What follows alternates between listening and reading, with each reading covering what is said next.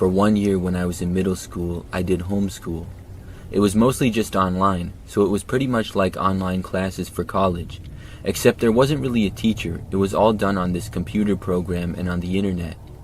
So every day for school, I would just sit in my room at my desk and computer and do school there. Overall, it wasn't too bad, but I didn't really leave the house much. When I wasn't doing school, I would stay on my computer and usually play video games there as well. And the next day, I remember that I did my school again like normal.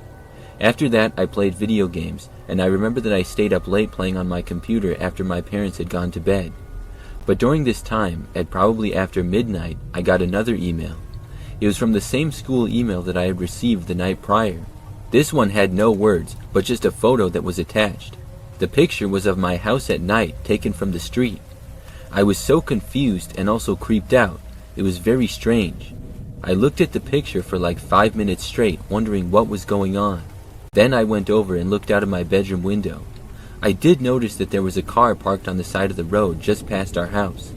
The engine was off, and I couldn't tell if anybody was inside or not because it was too dark, but it usually was not there. Most of the time, cars did not randomly park on the side of our street. I was really freaked out. I went back to the email and just kept looking at it. Then I realized something. This was not the official email address from my school. They had the same name and same logo, but the email for this was one letter off, which is why it was hard to see at a glance. This was somebody pretending to be my school. I had no idea who would do this or why though.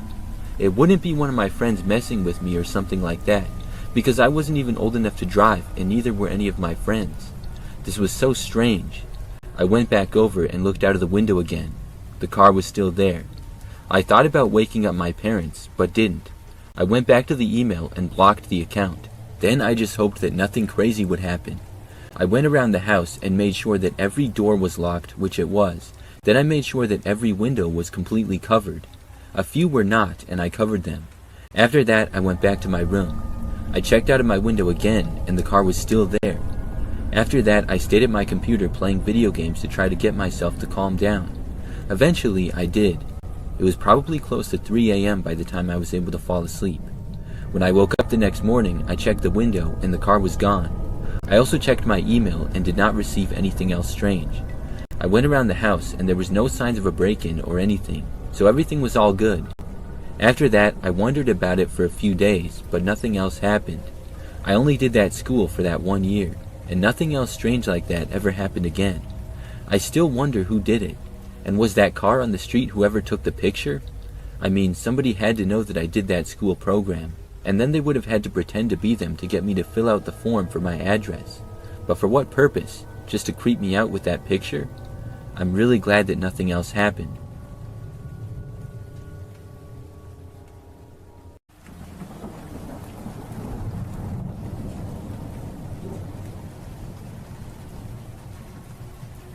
This happened just a couple of months ago.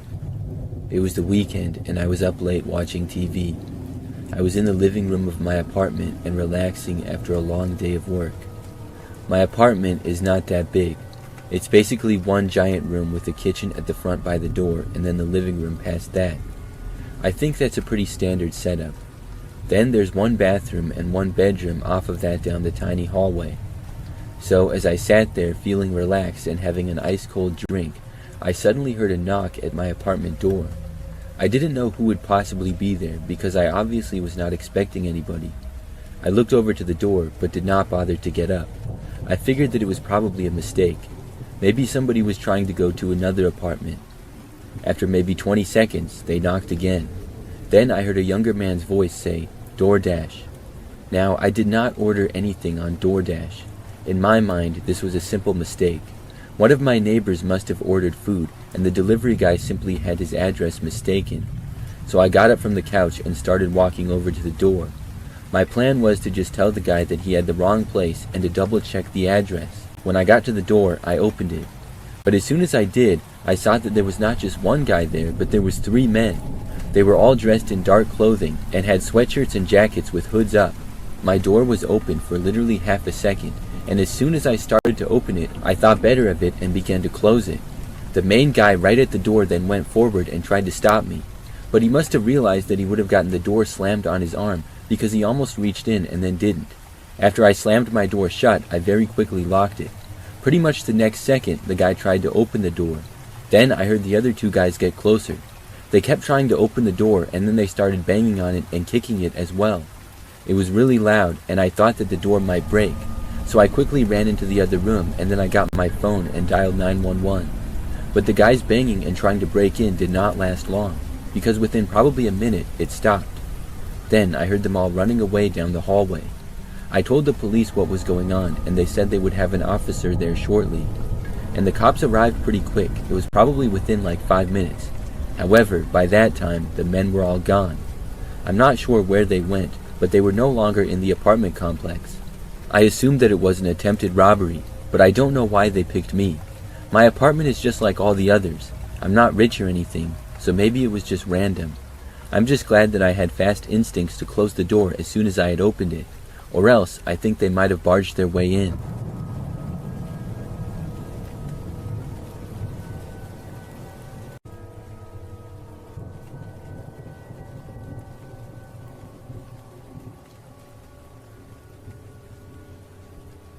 This happened a long time ago.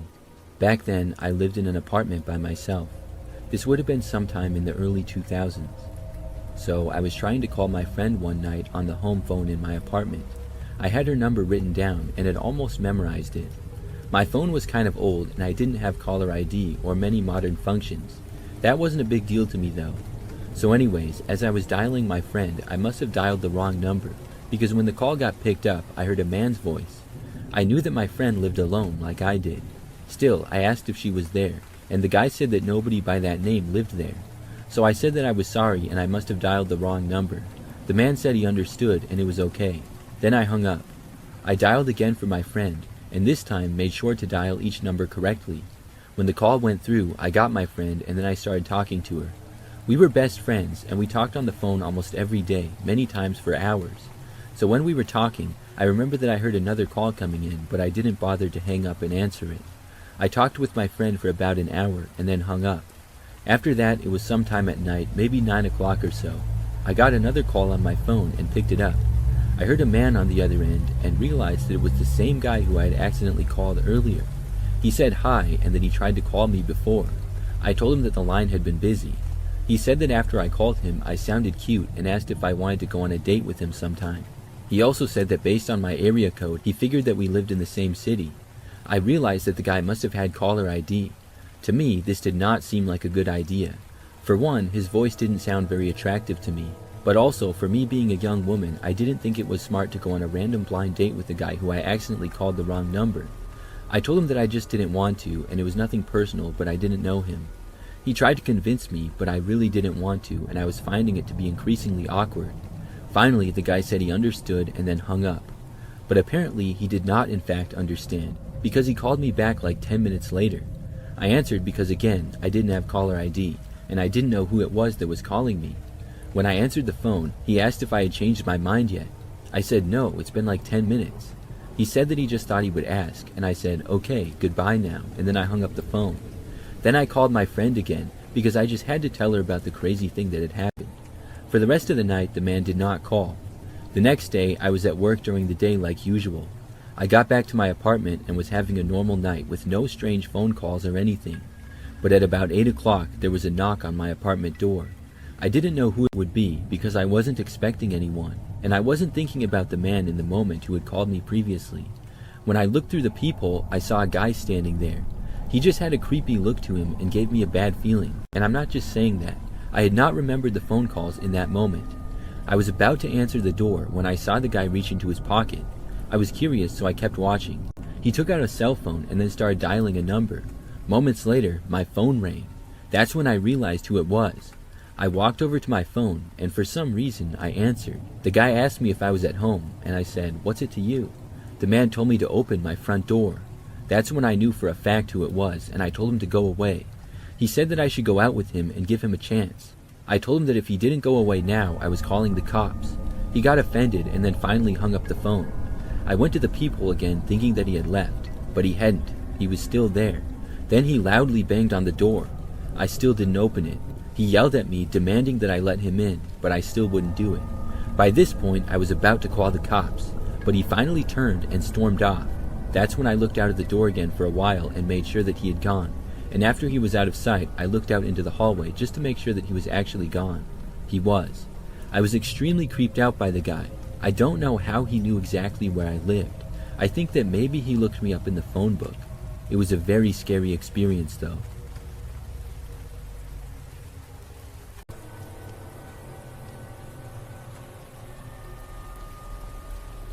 Last year, I had a pretty creepy experience involving a wrong number, or at least that's what I thought it was. Randomly one time, I got a text from a number that I didn't know simply saying, "Hey." I wasn't sure who it was, so I said, "Hey, who's this? I don't have this number saved." The person responded saying, "Hey Mark, meet me." My name is not Mark, so I knew that it was a wrong number. I responded saying that I was not Mark and they must have the wrong number. Very soon after, I got another text. They said, "Okay, who are you?" I realized then that it was probably a scam and they were trying to get my information. I heard about some of these sort of text scams and had gotten one once before. Most of the time, if somebody actually has the wrong number, they will just say, "My bad, wrong number," and then not text again. They wouldn't be very interested in you, but only interested in the actual number they're trying to reach. So when they asked who I was, I didn't respond. But surprising to me, they texted again a while later. This time they texted saying, "Answer me." This was strange, but I still thought that it was a scam. I responded and said, "I'm not falling for your scam." I thought then that they wouldn't respond to me, but I was wrong. Just moments after I sent the text, they tried FaceTiming me. At first, I didn't answer it. I thought that it was too weird, and I was not expecting it at all. But after I didn't pick up, when I did, it was hard to see at first who was on the other end. But after looking, it appeared to be somebody who was in a very dark, unfinished basement. I couldn't make out the details of their face because it was too dark and sort of blurry. The quality wasn't the greatest either, but I could tell that it appeared to be a man, and he started talking in an extremely deep voice. The voice did not sound natural, like he was trying to fake it. As he spoke, I couldn't make out any of the words that he was saying either. He was sort of mumbling, and it didn't make any sense. I said nothing because I had no idea what to possibly say. I just sat there watching him in shock. He continued to move around the dark basement and ramble incoherently in that creepy deep voice. He went on for about a minute or two, and I couldn't take it anymore. I ended the call, and then I blocked the number right then and there. It was really strange. After that, I didn't get any other weird texts or calls. Looking back at it now, I still have no clue who that was. I'm not sure why they texted me or called me. It was not the scam like I thought it was. But what was it? I'm still trying to figure that out.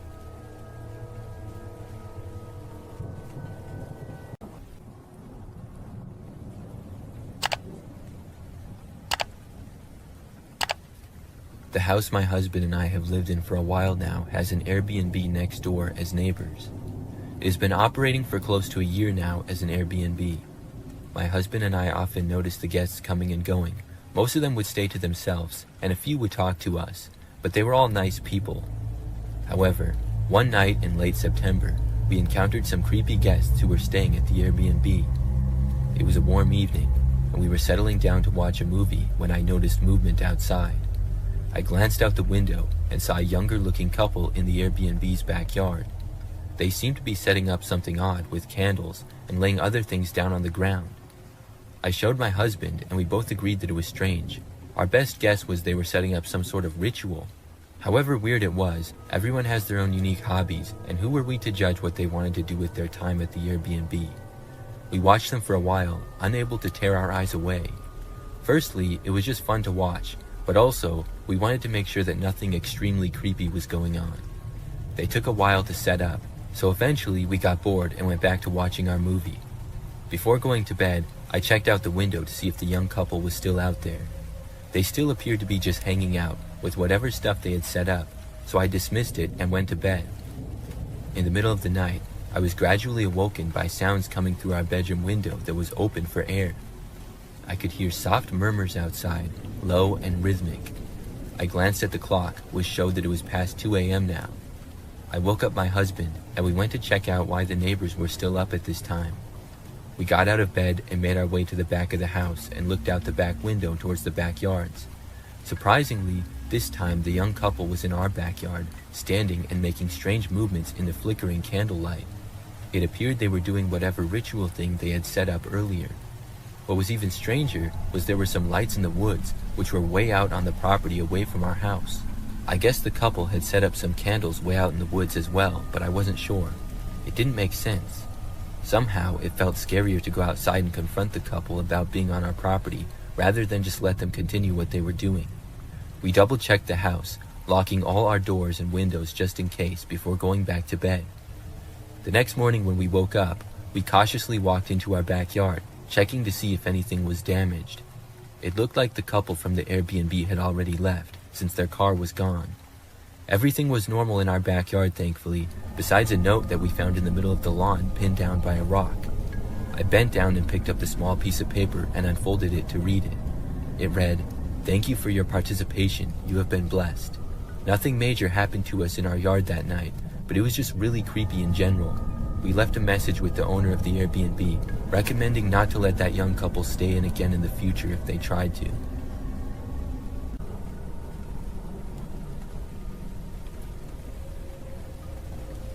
A few years ago, I stayed at an Airbnb for the first and last time in my life.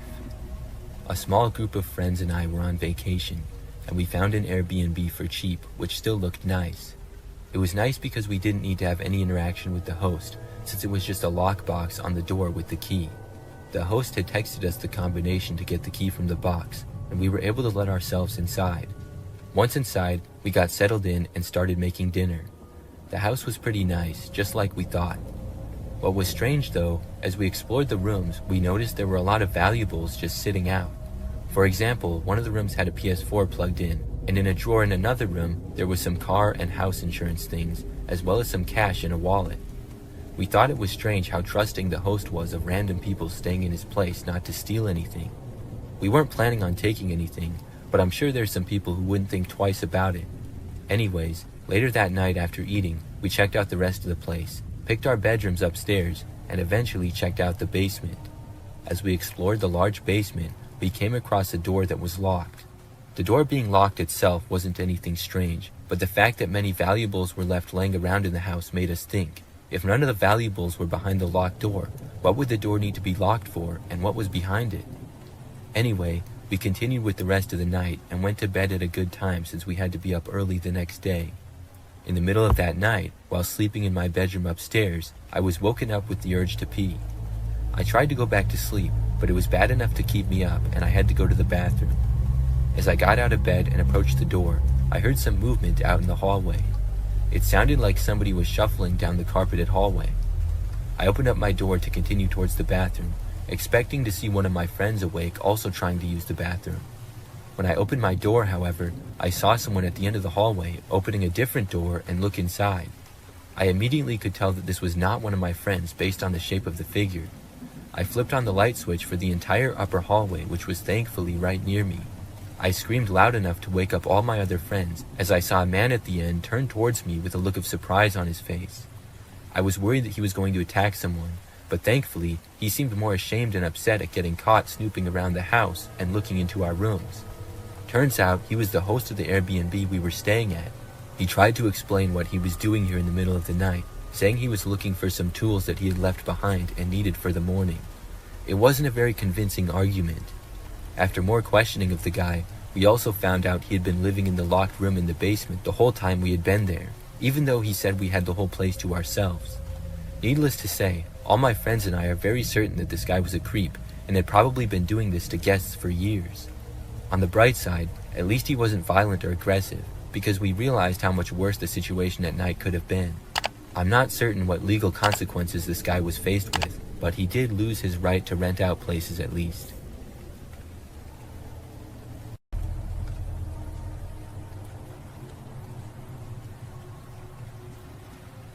A strange thing happened to me a couple of years ago.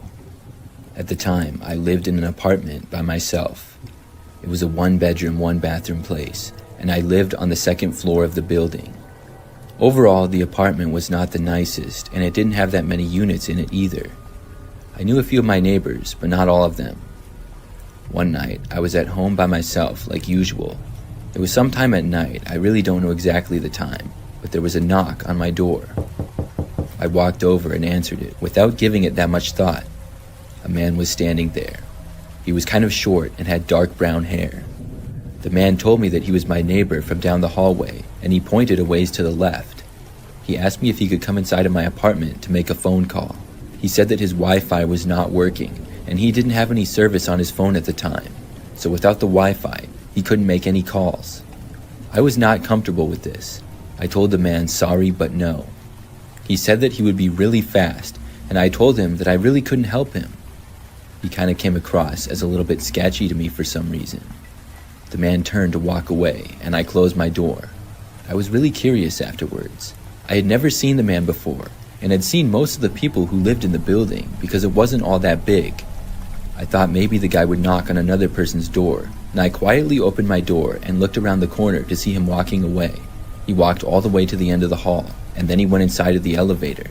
I was suspicious that he didn't even live here. At one point or another, I had seen just about everyone that lived on my floor. After the man left, I went to one of the windows in my place. I looked out of it and to the guest parking lot where the main doors open up to.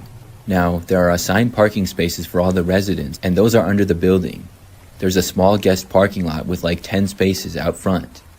I saw the man leave the building and then walk to an older looking car in the guest parking lot and drive away.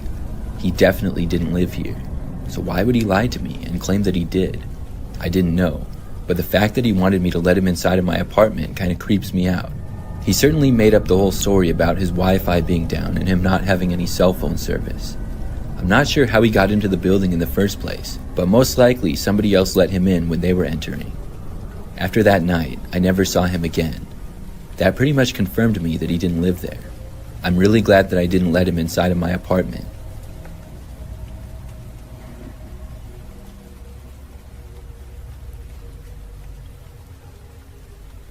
Something crazy happened when I was in high school. It was during my junior year and a few months into the semester. I'm a female and was 17 at the time. One day, like any other, I went to school and it was my 4th hour class. Sometime during the hour, I remember that an announcement suddenly came over the intercom. We were told that the school was being locked down. Our teacher did all the things she was supposed to and locked the door and turned the lights off. Nobody really knew what was going on though. We all knew that it was not a drill, and everybody seemed a little bit worried. We all had no idea why the lockdown was happening. We just stayed in the room and things were very quiet for a while. After probably close to an hour, the lockdown finally ended. We were told that we would have the normal amount of passing time in the hallways, and then our final class of the day would be shorter than usual. So when we finally got let out of class, everybody was talking to each other about the lockdown. I was on my way back to my locker to drop my books off and get the ones for my next class. But before I could get there, I was pulled into the principal's office. I just remember that I saw the vice principal come up to me and ask if I could go with him. He said that I was not in trouble, so I followed him and we went to the principal's office. Then him and the principal both had me sit down and they told me what was going on. I was told that the school had been in a lockdown because a suspicious man had been seen inside the school during the class period. They went on to say that he was seen near the lockers, but ran away when questioned. Unfortunately, he somehow left the school before the police got there and had escaped. The grounds were searched, and he was not on or near school property anymore. But when he was inside, he had opened one locker, which happened to be mine. He had brought a bolt cutter, which he had used to break open my locker. This obviously could have been used as a weapon as well, but the man unfortunately escaped with it. I was asked if I knew anybody who would do that or why, but I didn't know anyone. When they gave a basic description of the man to me, I had no idea who it was. I was really just as confused as anyone. I told them that I didn't know. After that, I looked through my locker and nothing appeared stolen. I didn't really have much in there except for my books for school. So after that, the school day resumed. My parents got called, and when the school day was over, nobody seemed to know why the guy would do that. However, later on, something else occurred. It was that very same night. I remember that I was in my bedroom, which was at the back of our house. I was on my bed, just on my phone. But when I glanced out of the window randomly, I happened to notice something. It looked like somebody was walking through the backyard. I got up and moved over to the window. When I got a closer look, Sure enough, there was a man there. I did not know who he was, but I noticed that he was walking towards me. I quickly ducked down so that he wouldn't see me. I then moved away from the window and hoped that the man would not approach it. But moments later, I saw him appear right on the other side and look in. I quickly ran out of my bedroom and found my parents. I wasn't sure if the man had directly seen me or not. Most of the lights in my room were off, other than one small lamp. I told my parents what was going on, and they looked out of a different window to the backyard. Then they called the police. My dad kept an eye on the guy out the window. The rest of us went to the front of the house. The police were really quick to respond. Within probably 5 minutes, they were there. And when they got there, the man was still prowling around the backyard. After they entered the back, the man tried running away. He made it out of our backyard, but not much farther. He ended up being caught. And we soon found out that it was the same man who had been at the school earlier. I didn't know who he was, but somehow it appeared as though he was stalking me. The whole thing was really crazy. I'm just glad that the guy was caught. I don't know what would have happened.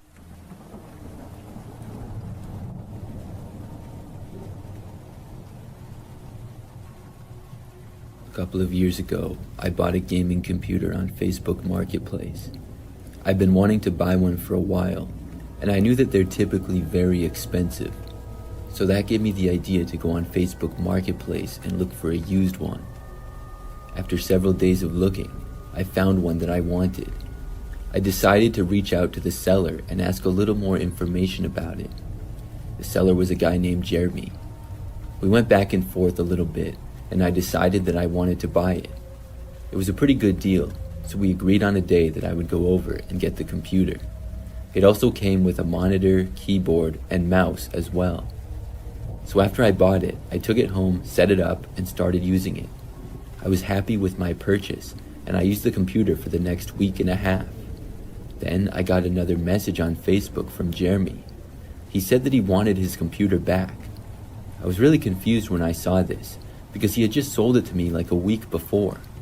He said that he changed his mind and wanted it back now. I didn't want to return it. I liked the computer, and I had already installed several games and other programs on it.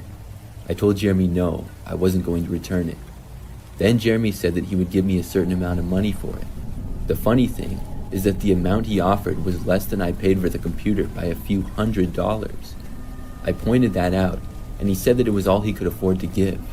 Now, when he originally said he wanted it back, I assumed that meant he would pay the full price. I said the answer was still no. I was really annoyed that this guy was trying to get the computer back, and even more annoyed that he wasn't offering the full price. If he didn't want to sell it, then he shouldn't have sold it. However, Jeremy was not happy that I refused to give the computer back. He then sent me a friend request on Facebook, and then started messaging me a bunch of times. I ignored him for a while, but after he kept sending me messages for like 3 days straight, I blocked him. I thought that was that. This situation was strange enough. But unfortunately, that was not the end of Jeremy. Probably about a week after I blocked Jeremy, he showed up to my house. I happened to be home alone and was in my bedroom, on the very gaming computer that I had bought from Jeremy. It was nighttime and about 8 p.m. and dark out. I heard a knocking coming from the front door. I got up and left my room and went over to the living room and then looked out of the window. Jeremy was there on the front step. I recognized him from when I bought the computer. How did he know where I lived? This was really strange. I watched him stand there and knock again on the front door. I was wondering what on earth he had planned. Did he think that by showing up at my house unannounced that would make me change my mind? I stayed in the living room and ignored his knocks. I was hoping that he would just go away, and most of the lights in my house were off, so maybe he would think that I wasn't home. But I watched Jeremy hang around the front step for several more minutes. I was kind of looking around, and I had to move back from the window so that he wouldn't see me. He came back and knocked again on the front door, this time louder. He also yelled, asking for me to come outside. I still ignored him. I walked back to my bedroom, hoping that Jeremy would eventually give up and leave. When I got back to my room, I put in some headphones and sat back down at my computer. For the next 5 minutes or so, everything was fine. But suddenly, I heard a knocking sound. I took out my headphones and looked to the direction of my window. Jeremy was standing there, looking into my bedroom. I got up and ran over to the window and closed the blinds. Jeremy started yelling at me, but I couldn't really hear what he said very well. I left my bedroom and went back towards the living room. By that time, Jeremy had made his way back towards my front door. Then he started banging on it again.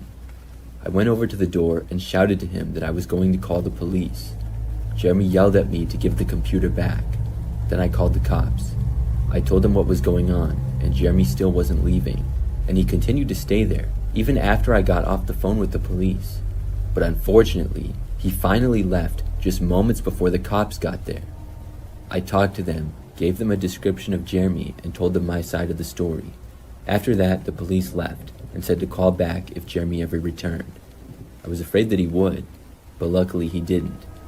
I still have a hard time believing how crazy it was, and I can't believe that that actually happened.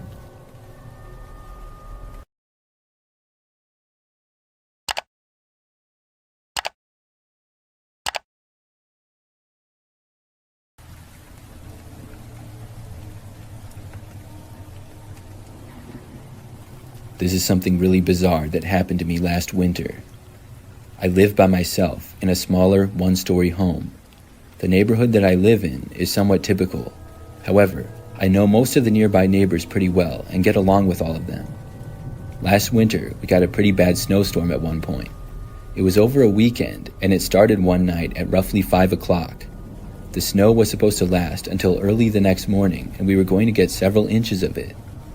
Everything was normal other than the snowstorm, and I went to bed at about 11 p.m. and then woke up the next morning at probably like 7:30 or 8. My bedroom is at the front side of the house, and as soon as I sat up and looked out of the window, something shocked me.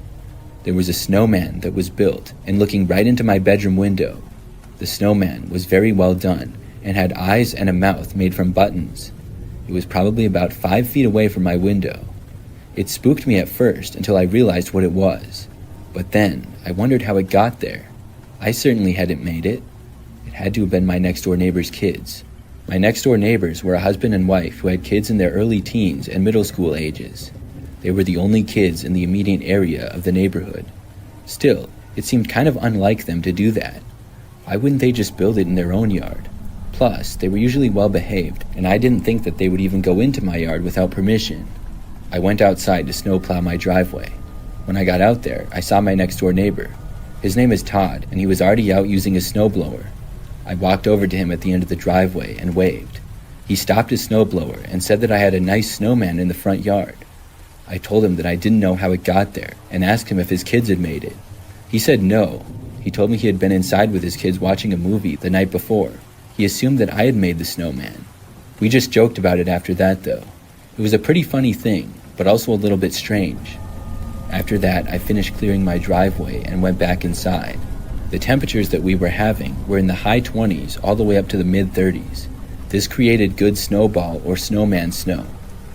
Fast forward to the next morning, I woke up and then went into the kitchen. The kitchen is at the back side of my house, and there's a window out to the backyard. When I looked out of it, there was another snowman. It hadn't been there the day before, and it was facing the back window, looking right at me just a few feet away. Somebody had made another one. This one, like the first, was very well made, but unlike the other one, it had some different props. Instead of just having a face made out of buttons, it had a gardening shovel used as its hand, and it was made to look like it was holding a pitchfork. I realized that the shovel and pitchfork had come from my garage. I went outside and then went to the garage. The back door was left open. Nobody was inside of it though. I was really creeped out now. Somebody was going into my yard in the middle of the night and making snowmen. This time, they had entered my garage. I had left the door unlocked by accident, and I made sure to lock it. When whoever it was made a snowman in the front yard, I thought it was funny. But now that it was in the backyard, and they went inside of my garage without permission, this was too far. Still, I had no idea who was doing it. At night, I never heard or saw anything. That night, I even looked out of the windows multiple times before going to bed. I didn't see anybody though. The next morning when I got up, both of the snowmen were destroyed. They were just gone and nowhere to be seen. Somebody had tore them down. I was really weirded out by the whole situation. After that, there were no more strange occurrences though. No more snowmen and no more strange things happening. I still wonder to this day who did that.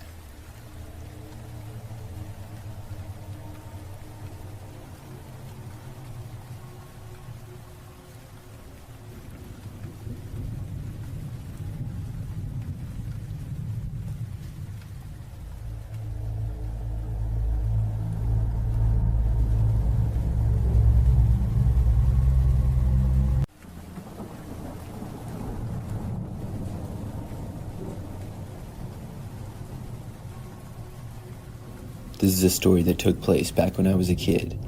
I was probably somewhere between the ages of 8 and 10. At that age, I loved Christmas, mainly because of all the things that I would get. I lived with my parents, brother, and sister in a 2-story home in a typical neighborhood. Each year, we would do lots of decorating inside and outside of the house. Our Christmas tree would go in the corner of our living room, and all the presents would go underneath it. On Christmas Eve that year, we went to my grandparents' house, and then we were going to my uncle's on Christmas. That night on Christmas Eve, after we all went to bed, I had a difficult time falling asleep. I usually did when I was a kid because I was always so excited for Christmas. I finally was able to doze off for a bit, but woke up sometime later when it was still the night. I remember just turning over to try to go back to sleep, but then I thought I heard a noise. It sounded like it was coming from downstairs. My bedroom was the closest to the stairs, and even I could barely hear it. I looked at the clock, and it was 2 a.m. I didn't know why anybody would be up at this hour. Being that young and a curious kid, I decided to go and look. I left my bedroom and then walked a few feet to the railing of the stairs that overlooked the living room. I looked down, and everything seemed normal. All of the lights were off, but the lights from the Christmas tree and the few other decorations were on, so I could see a little bit. I looked down at the tree for a little while longer. It was very large, and we always got the biggest tree that we could find. But then I saw somebody come out from behind the tree. It wasn't my dad or brother, but a random guy that I didn't know. As soon as I realized that it was a random guy, I turned and ran. I went to the end of the hallway where my parents' bedroom was. I woke them up and told them that there was some guy in the house. I remember that my dad got up to look. He came back a short time later and said that he saw somebody leaving the house through the window. The police were called, and when they got out to our house, searched all over our property. They didn't find the guy, but they did find that our window was broken. None of us had heard it break, so the guy must have quietly done it somehow. It was a living room window that was broken, and I think that I saw him not long after he got in the house, because nothing was even stolen. I think that he either saw me or heard me, and that scared him off. I'm just really glad that he didn't try to come upstairs or anything. It still really freaked me out knowing that somebody broke in. It took me a long time to be able to fall back asleep, but eventually I was able to. That was by far my craziest Christmas experience. Nothing like that has happened since, much less on Christmas. I still don't know who the guy was though and why he chose our house. I also don't know if the police ever found him.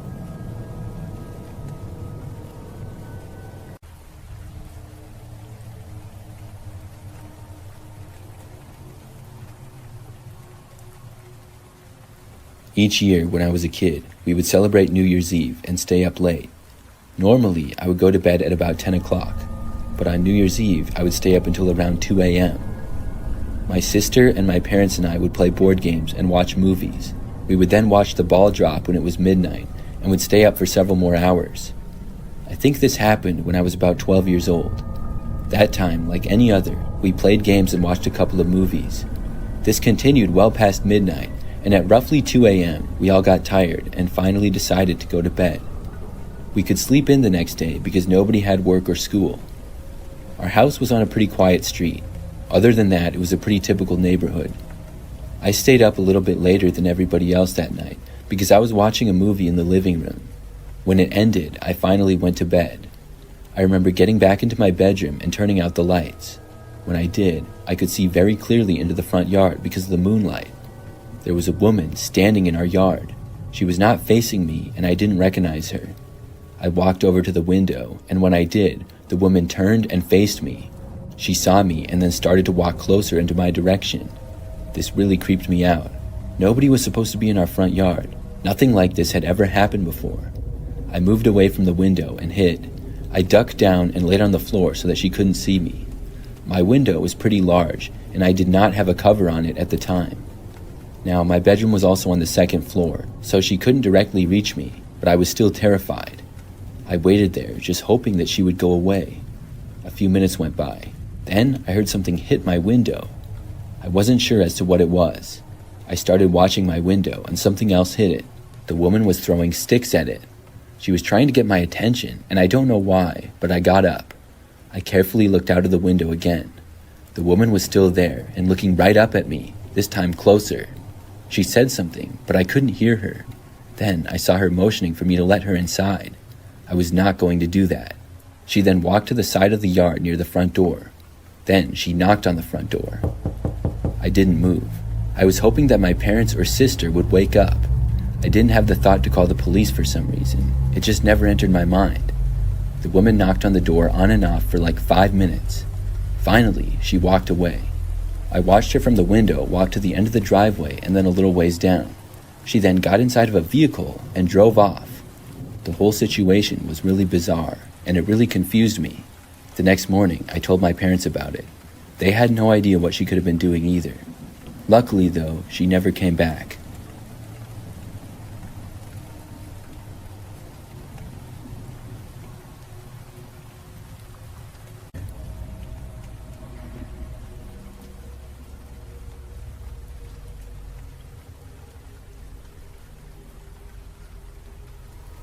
Back in the day, I used to work at Sears.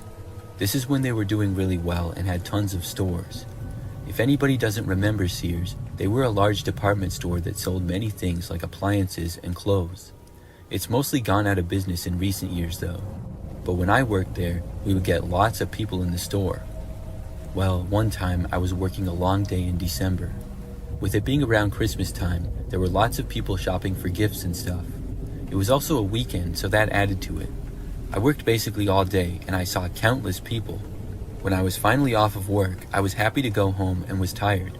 So I just remember that I clocked out of work and then left the store. I went out to my car and then drove back home. It took maybe 15 minutes or so to get back.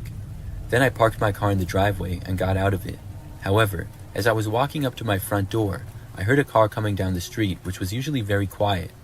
I noticed it but didn't really think that much of it at all, and I kept going. However, as I was opening my door to go inside, I happened to hear the car slowing down. I looked over to see that the car was starting to pull over to the side of the street in front of my house. So I stopped and I kept watching it because I wanted to see what this car was doing. I did not recognize the car as a neighbor or anybody that I knew. The car pulled over and came to a stop just in front of my mailbox. Then the driver's window rolled down a little and I saw somebody open up my mailbox and then put something inside of it. I couldn't really tell who the person was from where I was. I think it was a man, but I'm not 100% sure. Anyways, I didn't really know what this person was doing or what they had put in my mailbox. After that, they rolled their window back up and then they drove away. I went back outside, and after seeing that the car was out of my sight, I walked down to my mailbox. I opened it and I looked inside to see an unmarked envelope. I brought it inside. When I opened up the envelope, there were several Polaroid pictures in it. They were all pictures of me. The first were me working at Sears earlier that day when I was at the registers working as a cashier. I had not known that any of these photos were taken. They were taken at a distance too, so it was not obvious to me and I never noticed it. There was then a photo of me walking in the store, I think when I went on my break. And the last photo was of me walking out to my car in the parking lot after work. This was clearly taken from inside of a car that was also in the parking lot. I hadn't noticed any of them. Of course, I was very freaked out by this. I didn't know what to do about it or anything. I didn't go to the police or report it, but I did tell my friends as well as coworkers. They were all just as confused as I was. The rest of my time working at Sears, I didn't notice anything else like that, and I never saw that car at my house again. I'm not sure where the pictures are. I think I still have them somewhere, but I couldn't find them. It's been so long. But I'd still like to know why that person did that. Was it just an elaborate prank? Why would they choose me though? And they must have followed me home without me noticing. It's all very strange.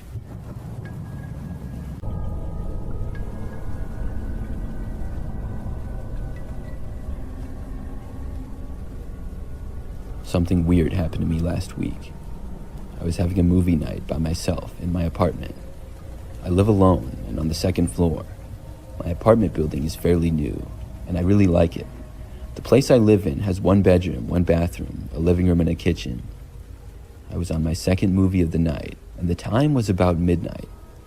It was Saturday, so I didn't have work or anything the next morning. My apartment happened to be on the far end of the hallway, and it was right next to the stairs that people would occasionally use. The elevator was in the center of the hallway, which is much more common for people to use. I heard the door to the stairs open and then close. It sounded like somebody was walking by down the hallway, and I didn't think anything of it, but I realized soon that it sounded like more than one person, maybe almost 10. I Thought it was a little weird, but expected them all to pass by. It seemed like they all stopped right outside of my doorway though. Maybe they were going to the place across the hall from me.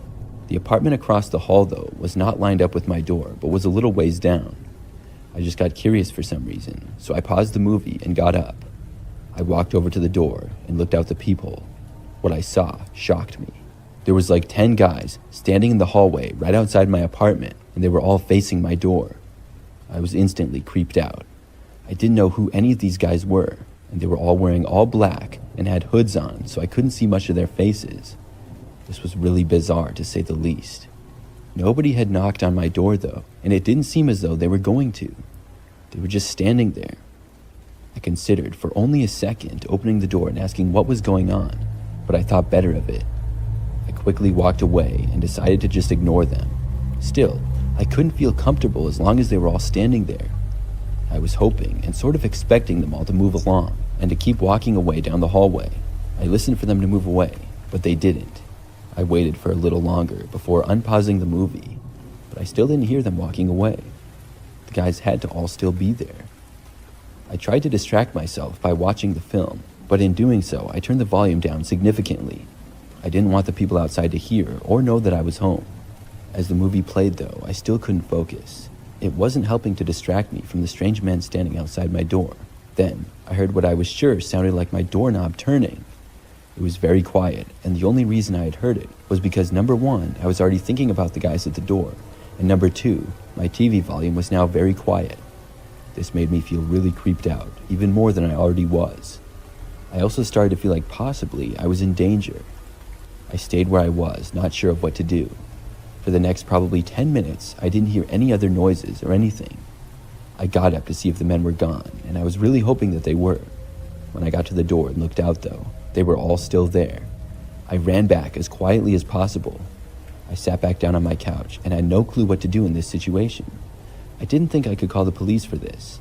They were just standing in my hallway. Yes, I thought they tried opening my door, but it's not like they were trying over and over or banging on the door. Looking back, I probably should have, but I was just hoping I wouldn't have to. After maybe 5 more minutes or so, I went back to look again. This time, when I looked out, they were all gone. I couldn't believe it. I hadn't even heard them walking away or anything. I was so paranoid that I kept looking back out my peephole every 10 minutes or so. Luckily, I didn't see them. But before going to bed, I was so worried about it that I left my apartment and walked the hallways, just making sure that the men were gone. I went throughout the whole entire building just about, without seeing them. After that, I was finally able to go to bed. By now, it was past 2 o'clock in the morning, and I was really tired. I fell asleep pretty quickly. However, at some point, I was woken up in the night. I just remember waking up to the sounds of somebody knocking on my front door. They knocked about 2 times after I woke up. I knew it was probably the same guys, and I was terrified. I stayed in my bed and didn't even bother to get up. What could I do? Then, there was just silence. I was afraid they would break in or something. I couldn't believe that they were back, if that's in fact who was at the door. I really didn't want to get up and check though. I laid there in my bed for the longest time. It was probably about 30 minutes or so. I finally looked at the clock and saw that it was almost 4 a.m. Then I got up and checked the door. Nobody was outside in the hallway though. Whoever had knocked was gone.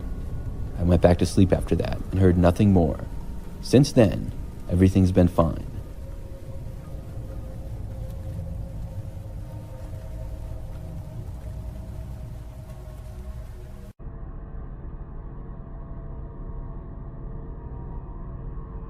Back in 2014, I joined a Facebook group that was started specifically for people who are from the town I grew up in Southern California. The whole group shared memories of the town, and everyone seemed nice, except for one person. There's always at least one asshole. This guy got on the bad side of one of the admins, whose name was Robert, and ended up being booted from the group. I'll note that I was in my mid-30s at the time, and most of the members were at least 20 years older than me. Robert was approaching 60, and was married with children who were about my age. Robert took a liking to me. Since he was married, I didn't think his friendship would go any further than that, but I was mistaken. He said that I was a down-to-earth girl, and was easy to talk to. He and I exchanged phone numbers, and he would message me quite a bit. However, Robert took it a step further and found out where I lived, my landline number, and my mother's address in California. He had a subscription to one of those sites that contain information on people, their age, phone numbers, possible relatives, previous addresses, etc. He found out through Facebook when my birthday was, and he sent me flowers. I thanked him, but I started to get suspicious. His behavior was becoming alarming. He started complaining that all his wife wanted from him was his pain pills and money. Around this time, I met the man who would eventually become my husband, and of course, I announced it on Facebook. Robert went into a ballistic rage upon hearing this, saying that I should have known that he was in love with me. I told him, "You're married. Why are you in love with another woman?" He began texting me at least 10 to 20 times a day, going from calling me hateful names to profusely apologizing. I blocked his number, so he started blowing up my landline. Most of the time I kept it unplugged, so I didn't get most of the voicemails that he would leave. One day, out of curiosity, I did listen to some of the voicemails I got. In one of the messages, he claimed that I owed him $13,000. He then started making threats about how he would come to where I lived and would also pay my mother a visit. I blocked him on my landline and informed my mother about the situation. Robert got clever and started texting me from random numbers located all over California. He even sent letters to my home, and nothing he said in those letters made any sense. That's when I decided that I needed a restraining order. I tried twice through my county court, but since I lived in Washington State at the time, the judge wouldn't grant it since we lived in different states. Once Robert found out that I couldn't file a restraining order, he sent me more hateful messages and told me that I would never get rid of him. So I went back to court with the new messages. For this new hearing, Robert mailed in a letter of rebuttal. He claimed that he was a civil servant who had worked at a school district at one time and was an electrician by trade. He also said that he was on disability and couldn't drive longer for more than a half an hour without experiencing excruciating pain, and posed the question, how could he possibly come to Washington State? I told the judge that this wasn't true, because he openly posted all day about his motorcycle trips to Malibu on Facebook.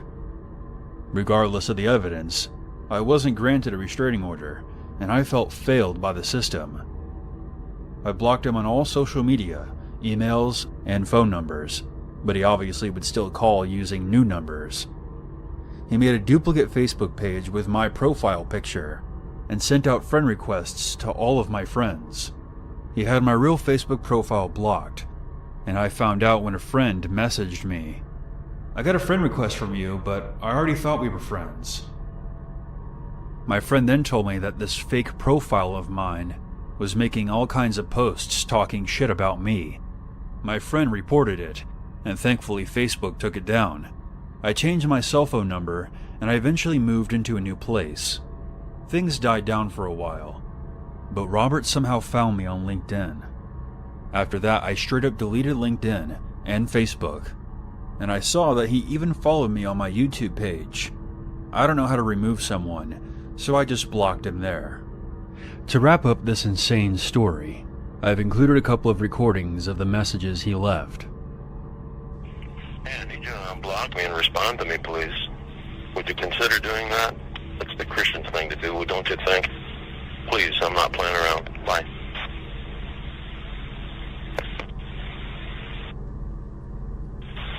Look, if you don't respond to me, you're not leaving me too many choices here, and there only leaves me one, and I don't want to do that, and I don't want to blindside you. I wish you would just talk to me.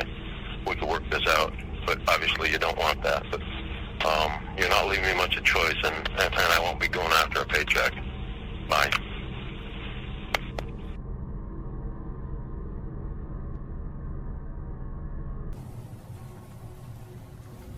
This story takes place in the fall of 2016, right in the heat of the whole killer clown thing that was going on for a while. My cousin and I were both in middle school at the time, and I was staying over at his house one night. There were quite a few people in the house that night, including us, my aunt and uncle, and my younger cousins. It will be easier to understand the story by explaining the layout of the house and yard first. They lived in a rather large double-wide trailer that they bought that was positioned on a flattened part of a hill. Their driveway is a rather steep gravel slope that connected to the road at the bottom of the hill. Behind the house and up the hill was nothing but woods. My cousin and I were the only ones still awake this night, watching TV in the living room. We kept hearing noises in the woods behind the house. We could see into the woods from the window in the living room where we were sitting, but we didn't pay much attention to the noises since it was kind of windy. Plus, my uncle had lots of motion lights outside the house. The motion lights were positioned in the back facing the woods, the side door close to the driveway on the opposite side of the house, and on the porch that overlooked the front yard and the road. Because of all the motion lights, we weren't too worried about anyone or anything being outside, since anything out there would trigger the lights. We had heard lots of stories and watched lots of YouTube videos about the whole killer clown thing that was popular at the time. Personally, I didn't think that it was real. I thought it was just prank videos. Also, we live in a small town in northeast Tennessee where everyone owned some sort of firearm, including my uncle. We were never afraid of anyone dressing up as a clown and trying anything. The only lights on in the house were the TV and the dim light up above the kitchen sink that was only a few feet behind the couch. Suddenly, the motion detector light in the backyard turned on. We noticed, but we didn't think anything of it. The lights were set on a 10-minute timer, and if it detected movement, it would stay on and turn off after 10 minutes if no other movement was detected. After 10 minutes, they went back off, so we figured that it was just an animal, which wasn't uncommon. After about 20 minutes, I went to the bathroom down the hall. I did my business and washed my hands. But when I came out of the bathroom, the motion light on the side of the house by the side door that entered into the laundry room turned on. I could see it shining through the thin blinds that were on the door. I heard what sounded like footsteps on the gravel outside, and then the doorknob started rattling quickly like somebody was trying to open it. Luckily, the blinds were shut, so whoever it was didn't see me. I ran back into the living room to tell my cousin. My cousin had heard the same thing I did, because he was already up and halfway into his dad's room to wake him up. At that point, I saw the light from the front porch come on, so I got up to look out the window that looked out to the porch, but I couldn't see anything. My uncle had quickly grabbed his pistol and a flashlight and was out on the front porch looking for whoever or whatever it was. My cousin and I were behind him on the porch watching. He looked around with the flashlight for a bit, and eventually we saw something. There at the bottom of the hill, in the ditch by the road, was someone dressed up as a clown in a cheap-looking costume. The clown was facing up the hill towards us, and it just looked at us and waved. My uncle fired a warning shot, and the clown ran across the road and into the woods. My cousin and I didn't sleep anymore that night, while my uncle stayed out on the porch for a few more hours to make sure that nobody came back. I don't doubt that it could have just been a high school kid playing a prank trying to scare whoever was in the house. After reading some more experiences with these clowns of people's lives actually being threatened and in danger, it still scares me to think of what the clown would have tried to do if he was able to get inside the house.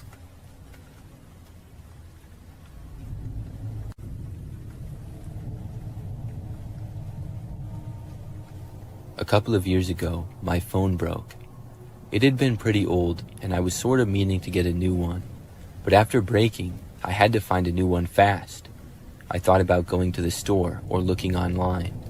But to try to save some money, I went on Facebook Marketplace. I also wanted to get one as fast as possible. I had heard there were a lot of good cell phones there for cheap. After maybe 30 minutes of looking, I found one. It was the same phone that I had before, but a few generations newer. The price also seemed very cheap compared to what it would be elsewhere. So at that point, I decided to send the seller a message saying that I wanted to buy the phone. Now, the seller's Facebook account was pretty mysterious. Their name was just JM. I clicked on their profile, and they did not have a profile picture. There wasn't much information about them either. Still, I didn't think that was too big of a deal, and I contacted them. It did not take long before I heard back. The seller, Jay, I guess, told me that I could buy the phone as soon as that night, and I agreed. I suggested that we meet at a local shopping center. However, Jay said they could not do that because they had kids and could not leave their house. Instead, I was supposed to come over that night. I said okay and I agreed to it.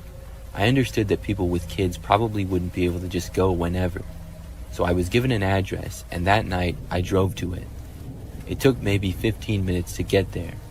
It was a little bit far away in an area that I had never been before. When I got to the address, I saw that it was a house that looked slightly run down, and there didn't appear to be any lights on inside. The whole neighborhood looked a little bit run down, and the houses had fairly large properties. I had no way of texting the seller that I was there because of my phone being broken, but I had my watch, and I was right on time for when we agreed. So I walked up to the front step and rang the doorbell. After maybe 30 seconds, the door started to open. There were two doors, a screen door and then an actual one. The inside door opened just a few inches, and I saw a woman was standing behind it. She told me to go around to the back and then close the door. So I walked around to behind the house and then entered a back door there. This led into a dimly lit kitchen area. The woman was there inside and sitting at a table. I entered and then sat down across from her. It appeared as though every light in the rest of the house was off. We both just sat there in awkward silence for a few moments.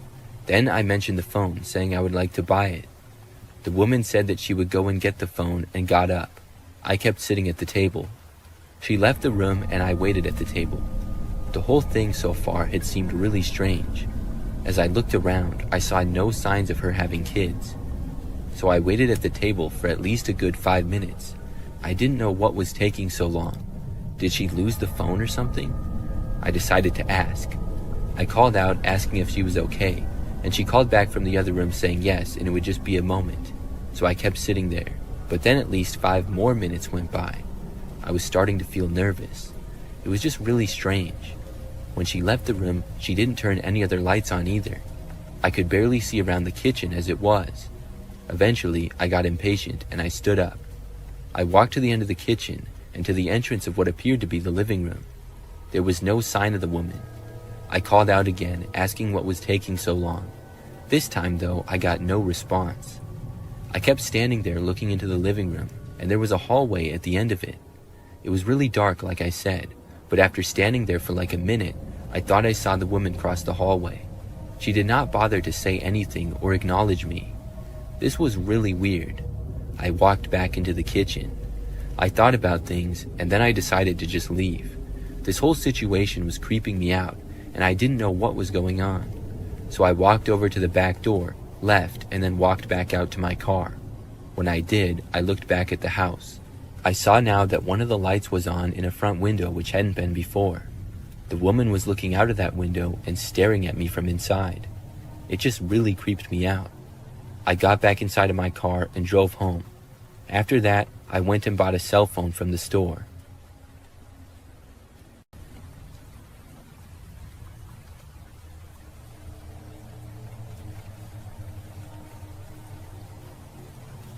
It started one Saturday afternoon when I was sitting in my living room, scrolling through social media. I switched to a new phone and a new number a few months ago. My old number was still active, but I didn't think much of it because it had been quiet. Suddenly, my phone buzzed, and when I looked down, I saw it was a text from my old number. The message read, "I see you." It was odd because I thought it was just some spam or a wrong number, so I shrugged it off. A few hours later, another message came through saying, "You don't remember me?" I had forgotten to change my number on a few accounts, so it was possible that somebody had gotten a hold of it. I decided to reply, trying to keep it light, and I typed back, "Who is this?" The response was quick and said, "You know who I am." I didn't want to engage further, so I put my phone down and tried to watch a movie, but the messages nagged at the back of my mind. The next day, the texts continued, saying more creepy and odd things. I stopped replying for a while. Monday brought more messages, saying things such as, "I'm closer than you think," and "You'll remember me soon." I debated calling the police, but what would I even say? Somebody is texting me creepy things from my old number? It felt ridiculous. By Tuesday, I was on edge, and I couldn't focus at work. The messages were escalating, saying, "I know what you did last summer," and kept repeating, "You'll remember soon." I tried to block the number, but it kept coming through, so I finally decided to involve the police and see if they could do anything. I explained the situation, and they filed a report. The messages continued for all the next week, and I tried to ignore them as best as I could. I finally got a call from the police a week later. They had traced the text back to an old acquaintance from high school, someone I hadn't spoken to in years. He had been using some sort of app to send the messages from my old number. That night, I confronted him at his house, and his parents answered the door, so it ended up working out perfectly to involve them as well. It was awesome to see his face when he came downstairs and saw me talking to his parents and showing texts that he had sent to me. So that was the last problem I had with the kid, but it was still scary before I knew who was behind it all.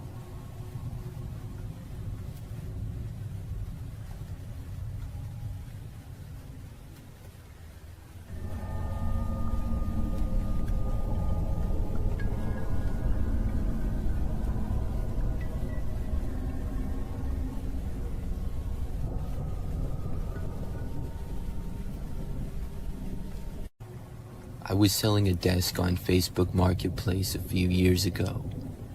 It was a pretty nice desk in my opinion, and I had bought it from ICA just 2 years prior.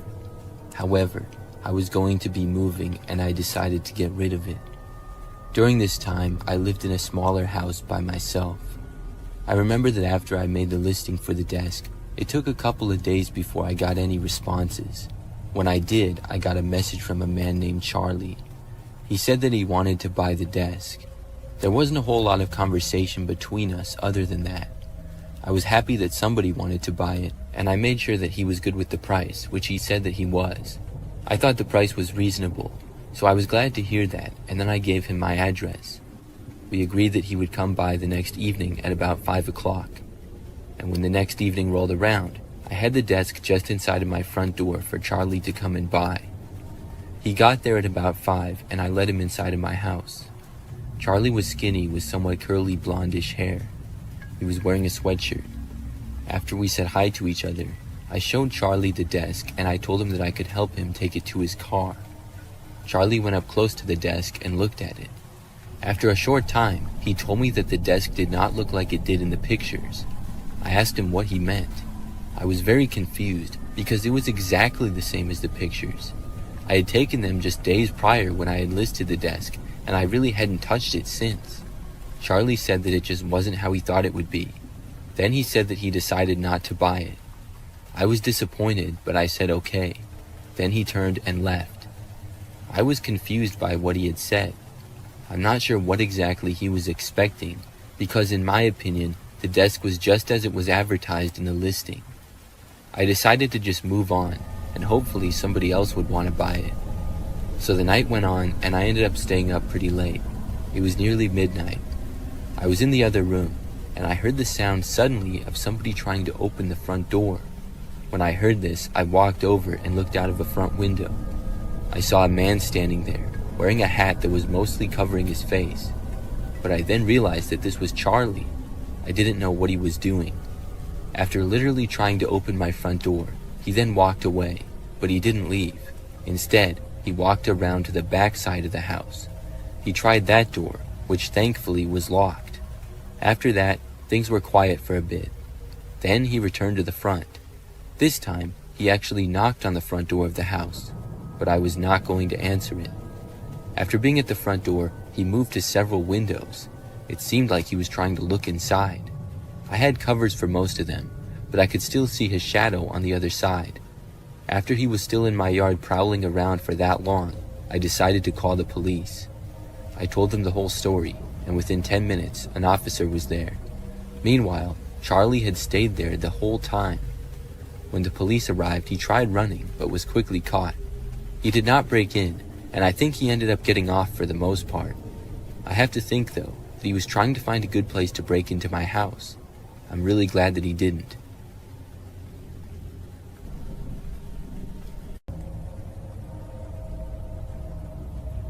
It was a Friday night, and my friends and I decided to hang out at the park. We were bored, and the night felt perfect for some fresh air. Around 10 p.m., we heard a car approaching. It was slow, the headlights cutting through the darkness. At first, we didn't think much of it, but then we noticed it was moving towards us. As it got closer, we could see that it was an old beat-up sedan with the windows tinted, so we couldn't see who was inside. Probably just somebody passing through, I said, trying to shrug it off. But as soon as it got closer, the car stopped right in front of us. We looked at each other, unsure of what to do. The engine idled, and the driver's side window rolled down. Staring out the window that had just been rolled down was a clown, complete with a painted face and wild hair. He had a wide grin that looked more unsettling than friendly. "What's up, kids?" he shouted, his voice high-pitched, and he asked us if we needed a ride. We all exchanged nervous glances. Nobody said anything, and we just hoped that he would drive away. There was something off about him, his smile and the way his eyes seemed to be darting around. The clown called out to us again, saying, "Come on, don't be shy." My friend Sarah was the first one to say anything, as she whispered to us that we should leave, her voice shaking. She stood up and we all followed her lead, backing away from the bench. "Wait, where are you going?" the clown asked, still grinning. "I'm just trying to be friendly," he said. We turned and ran towards the nearest exit of the park. I looked back once, and the clown was still sitting there, his smile now more sinister. We didn't stop running until we reached my house. Out of breath, we piled into the living room, slamming the door behind us. We tried to laugh it off, but the mood had shifted. We were all on edge, checking the windows to make sure that the clown wasn't following us. We eventually relaxed a bit and put on a movie. Hours passed, and at around 1 a.m. after the movie was over, my friends began to leave one by one. After the last one left, I locked the door and turned off the lights. I settled onto the couch, thinking I might finally get some sleep. But then I heard a faint sound outside, an engine slowly driving up the street. I walked quietly to the window and peeked through the blinds. There it was, the same old sedan from earlier, and the window rolled down with that same clown staring straight at my house. His face was illuminated by the dashboard lights, and his grin seemed wider than before. He just sat there, motionless, as if waiting for me to make a move. I backed away from the window, my mind racing. I wanted to call the police, but I didn't want to draw attention to myself or risk being seen. I stayed away from the window, pacing in the dark. The engine continued to run, and I could hear the faint sound of some circus tune music playing. Minutes stretched into what felt like hours. I didn't want to look, but curiosity gnawed at me, so I moved back to the window to take a look outside. I could see the clown now tapping his fingers against the steering wheel, still wearing that disturbing grin. Suddenly, he turned his head towards my window, as if sensing I was watching. My heart stopped, and I ducked down quickly, wondering if he had seen me. After what felt like an eternity, I heard the car door slam. I held my breath, waiting for the sound of footsteps. But instead, I heard the engine rev and the car speed off into the night. That image of the car and clown inside scared me for a while, and for the next couple weeks I was paranoid, always checking around me if it was nearby, especially at night.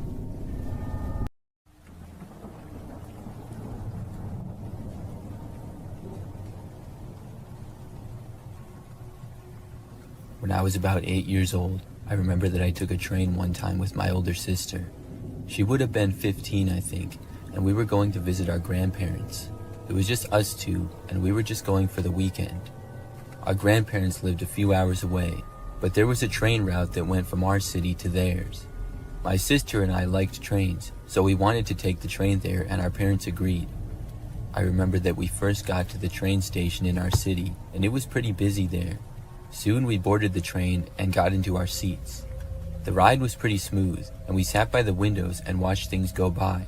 I would say that the train was almost completely full with passengers. When we arrived in our grandparents' city, we got off the train along with most of the other people. Some of them were staying to go to the next stop though. So my sister and I walked into the train station, and I guess our grandparents were not there yet to pick us up. As we waited, my sister said that she was going to use the restroom. I didn't have to go, so my sister walked off and I kept standing there. I looked around the station, and it was very busy with lots of other people around. After about 2 minutes or so, I remembered that this woman approached me. I didn't know who she was, but she pointed out to the train and said that my sister was boarding it. I figured that we had to go back on the train, and this wasn't our stop, so I started to walk over. The woman then went with me to the train, and we both started to get back on. Now, to this point, I had just kind of been following my sister. I was young, and I didn't know exactly which stop was ours or which city we were even in. I just figured that I hadn't seen my sister after she had come out of the bathroom.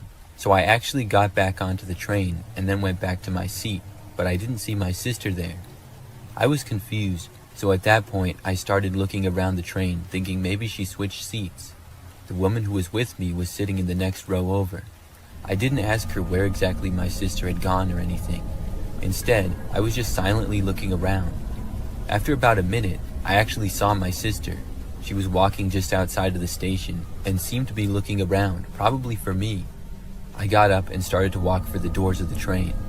When I stood, the woman also stood up and asked me where I was going. I told her that my sister was not on the train, and I started walking away. The woman did not say anything back to me. She also didn't go after me or anything. I left the train and then walked over to my sister. I was very confused at this point. But when I reached my sister, she asked me what on earth I was doing back on the train. I told her how the lady told me she had been on, and I figured that we had to take the train to another city. My sister told me that we were in the city that our grandparents lived in, and she didn't know what that lady was talking about. I realized at that point that I may have avoided something bad. The train left a very short time after that, and we got picked up by my grandparents. Looking back at that, I'm really glad that I saw my sister and got off the train when I did. Many years ago, I used to live in this crappy apartment by myself. I had a 1-bedroom, 1-bathroom unit on the second floor of the building. During the time of this event, I'd been living there for over a year. So one night, I was by myself, and I had been home for several hours. It was about 9 o'clock at night or so, and I was hanging out in the living room. I remember that I kept hearing the sound of somebody walking down the hallway. Like I said, the apartment was not the nicest, and it was kind of old, so the walls were pretty thin, and you could hear whenever somebody walked down the hallway. But it wasn't a big problem, because the building was usually pretty quiet, and there were maybe 10 or 12 units total on my floor. So it didn't happen very often where people would walk by. But I seemingly heard somebody walk back and forth down the hallway about 10 times in the span of like 5 or 10 minutes. After hearing this person walk by, I got curious as to what was going on. I got up and walked over to my door, and then looked out of the peephole. After looking out for maybe 10 seconds, I heard footsteps. Then I saw a man walk down the hallway right past my door. He was kind of tall, thin, and had sort of long hair, and I didn't recognize him as anybody who lived there, but I figured that he probably did.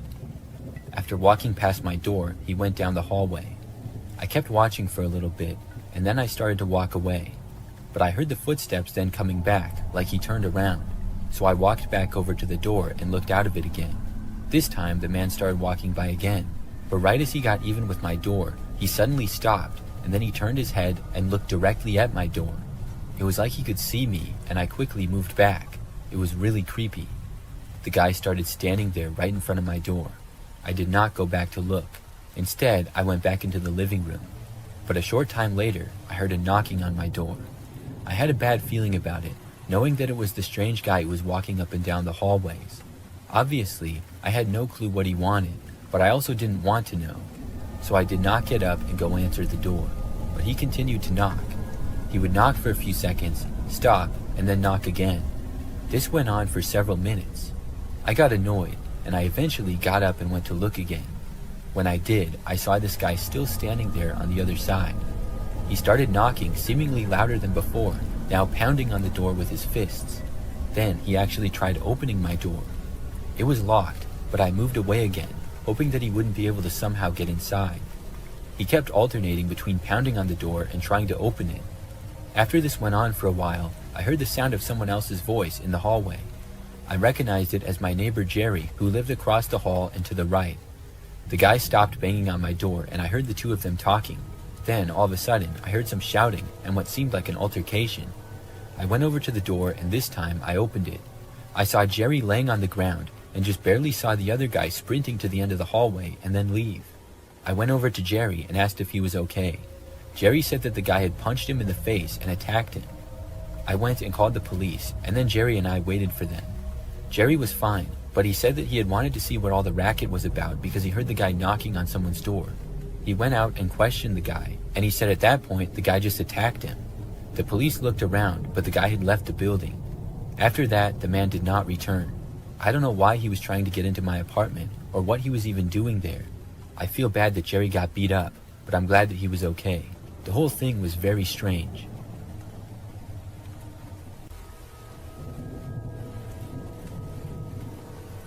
Several years ago, I moved into a new apartment. This one was nicer than the previous apartment that I had been living in, and I was excited to live there. I got a one-bedroom place on the first floor of the building in an apartment complex that had a few different buildings.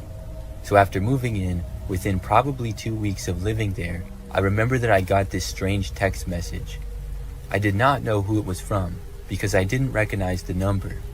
The text just said hi, and I ignored it, assuming it to be a wrong number or something. Several days later though, I got another text. It was from the same number, but it said, "I can see you." I found this to be more suspicious now. I wondered if this was actually a wrong number or maybe something else, but quite possibly it was just a prank from a random number. I texted back asking who it was. They did not respond though. I got up and went over to my window and closed the blinds. It was nighttime, and I had a very large window that led out to a patio. Next to that was a small courtyard that connected to the other apartment building. I wondered if somebody could in fact see me, but I didn't really think so. I didn't get any more texts for the rest of that night. Either the next night or the one after, I actually got a call though. When I saw the number was calling me, I hesitated before answering, but my curiosity got the better of me. Even though I was really nervous, I picked up. I said hello, and there was a pause before I heard a whisper of a man on the other end. He just said that he knew where I lived and that I was home. I didn't know what to make of this.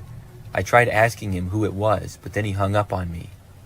By now, I was really creeped out about this whole situation. After that call though, for a few days, there was nothing. Everything was fine and there were no texts or calls. I was starting to forget about it until late at night when there was a random knock at my door. I was in the other room and instantly thought that the knocking might be connected to the strange texts and stuff. I didn't want to answer it, so I didn't. The knocking continued on and off for about a minute or two. When it finally stopped, after a couple of minutes, I got up and checked the door as well as the hallway. There was nobody there anymore. I was really nervous, but I didn't go to the police or anything. For the next few days, nothing happened, and things were actually fine for a few weeks after that. It had all stopped, and I was really happy about it, but I didn't know why. Then I ended up finding out something crazy. There was this guy who lived in the apartment complex, and he had been arrested for stalking the woman who lived in the next building from mine. When I heard the details of the case, it sounded very similar to me. He had texted and called her repeatedly before somehow entering her apartment one night.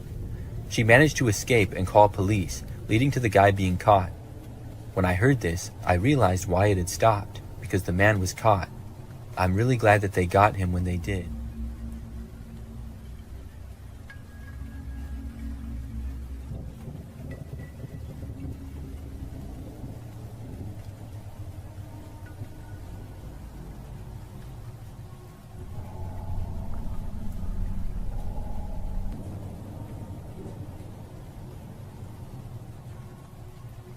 This is the story of the time that I got a job from Craigslist.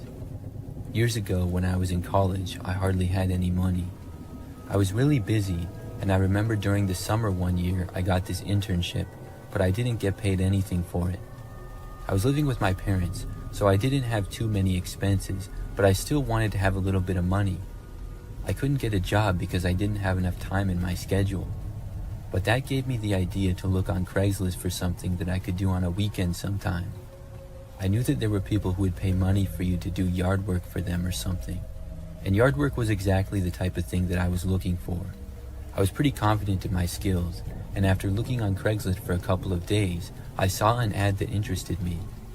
It was a man who said he needed somebody to do quite a bit of work on his property. The job would take several hours at least, but he was willing to pay good money for it. And the guy also said that there was potential that he would need work done again another time. The ad did not have a specific day, but said to contact him for more information. So I reached out, and pretty quickly I got a response. We arranged a meeting of basically a job interview at a local restaurant. The man's name was Robert, and he seemed to be a nice guy. He said that he owned several houses in the general area. Some he was fixing up to sell, and others to rent.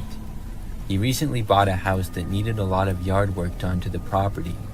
He said that if I wanted, he might need me for another property in the future as well. The man asked me what day I would be available to work, and I told him. So he gave me the address of the house and said that I could have the job. When the date we agreed on several days later came, I drove to the house and got there when I was supposed to. Robert was not there, but he was at another one of his properties. He said that when I was almost done working to text him and he would come by and pay me. Then I started work. The property of the house was a little bit out there in the country. I was supposed to mow the grass, do some weeding, pick up all the tree branches and stuff in the yard, and then plant a bunch of these flowers that the guy had. The yard was pretty large in both the front and backyard, and at the end of the backyard was a large woods. I'm not sure if that was still his property or not, but I believe at least part of it was. It was definitely a lot of work, but I didn't mind it too much. About an hour in, when I was mowing the grass on the guy's riding mower, I saw something off. I was in the backyard and a good distance away from the house, but I saw what looked like a man staring at me from inside a window to the house. It really took me by surprise, because I was under the impression that the house was empty. I thought that maybe someone was renting the place or something like that. As I kept mowing, I looked over a few more times. When I got a little closer, the man suddenly moved away from the window. I didn't get a good look at him, but later on, I remember that I was mowing in the front and I saw him again. He was once more staring in my direction. When we made eye contact, he didn't move away this time. Instead, he continued to stare at me. I had to look away because it was really weird. I tried to just ignore it though. Soon I finished with the lawn and then went on to the gardening. Once more though, as I was doing this, I noticed the guy staring at me. Not too long after that time, I remember that I got a call from the owner of the house. He was just asking me how things were going and said that he would come by in a little bit. I said that it was going good, but then I decided to ask him if somebody was renting the house. The man said no, the house was currently vacant. I told him how there was a guy inside that kept staring at me. The man told me that he was going to call the police, and he was also going to come over as soon as he could. He recommended that I go to my car and wait in there until the police arrive. I took his advice, and I stopped working and went to my car. I was parked on the side of the street out front, and I kept looking to the windows but no longer saw the man. About 10 minutes later, the police arrived, followed by the homeowner about 2 minutes after that. He opened up the house for the police, and they went inside. About 10 minutes later, they came out and said that the place was empty. The man must have left. I was very confused because I hadn't seen him leave, so it had to be out the back. Robert went inside and said that he saw evidence that somebody else had been there. I didn't go in the house, so I don't know if something was stolen or what, but I was glad that he didn't think I was crazy or making it up. The police looked around the front and backyard briefly and then left. Before Robert left though, he said that he trusted that I would finish and he paid me. I was in fact going to finish, so I stayed there and I continued gardening. I was almost done, and it took me only like 20 or 30 more minutes to finish. When I was done, I was taking the weeds and tossing them in the woods like I was supposed to. As I approached the entrance of the woods, I saw the man again. He was standing pretty deep in the woods, partly behind a tree. I'm not sure if he knew that I saw him or not. I tried to play it off and I calmly walked away. I was really glad that I was done with work. I quickly went to my car and then left. I called Robert and told him that the guy was back. After that, I went home. I'm not sure who that guy was or how he got into the house, but that was a really creepy experience.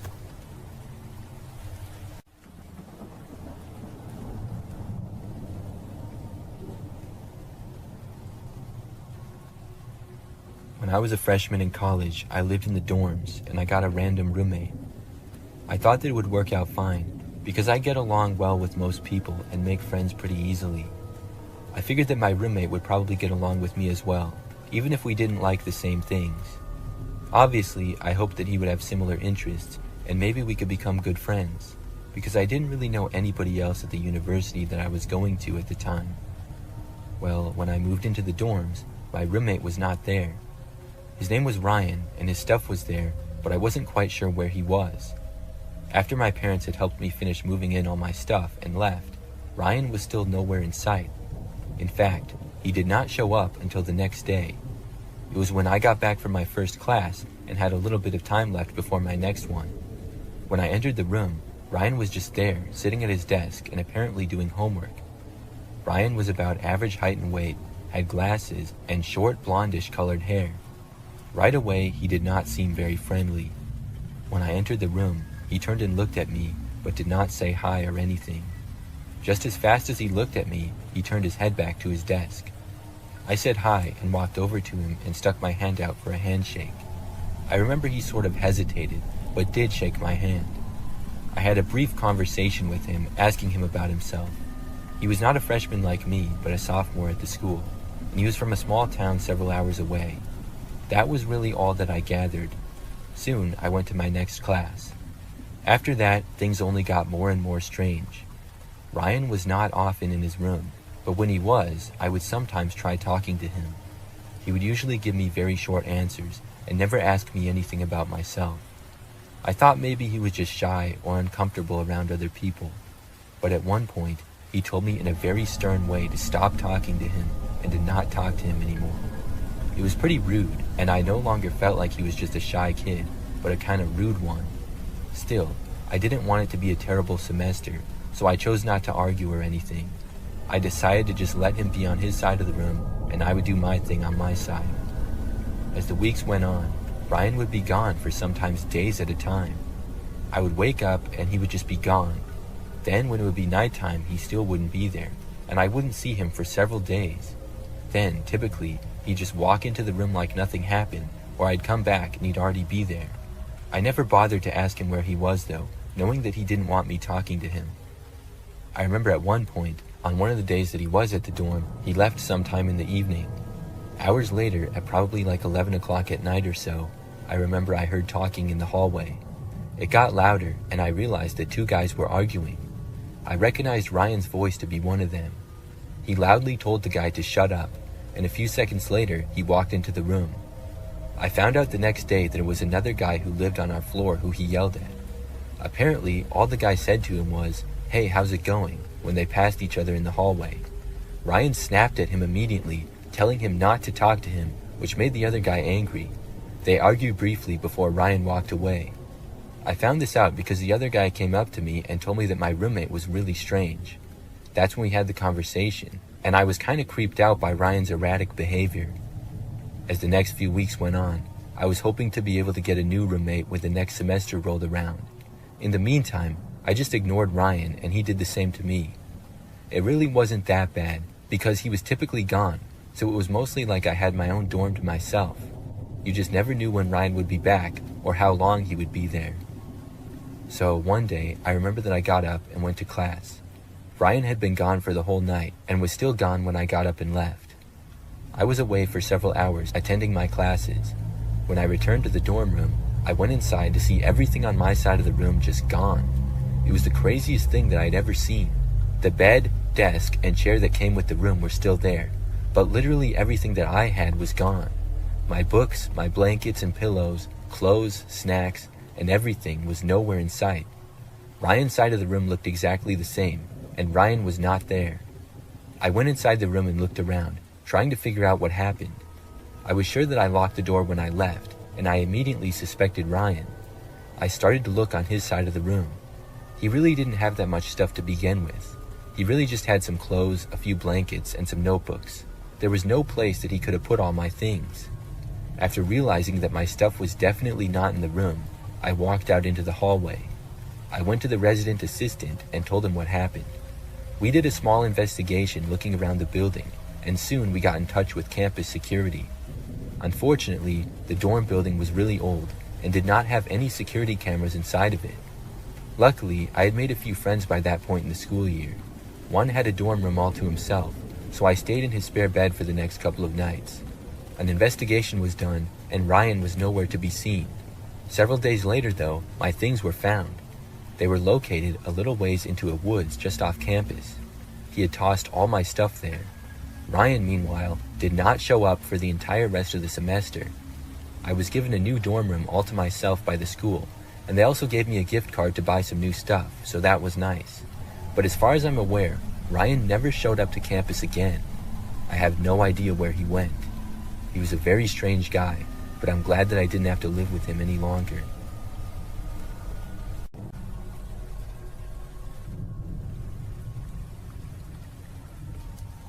For a while when I was younger, I had a roommate.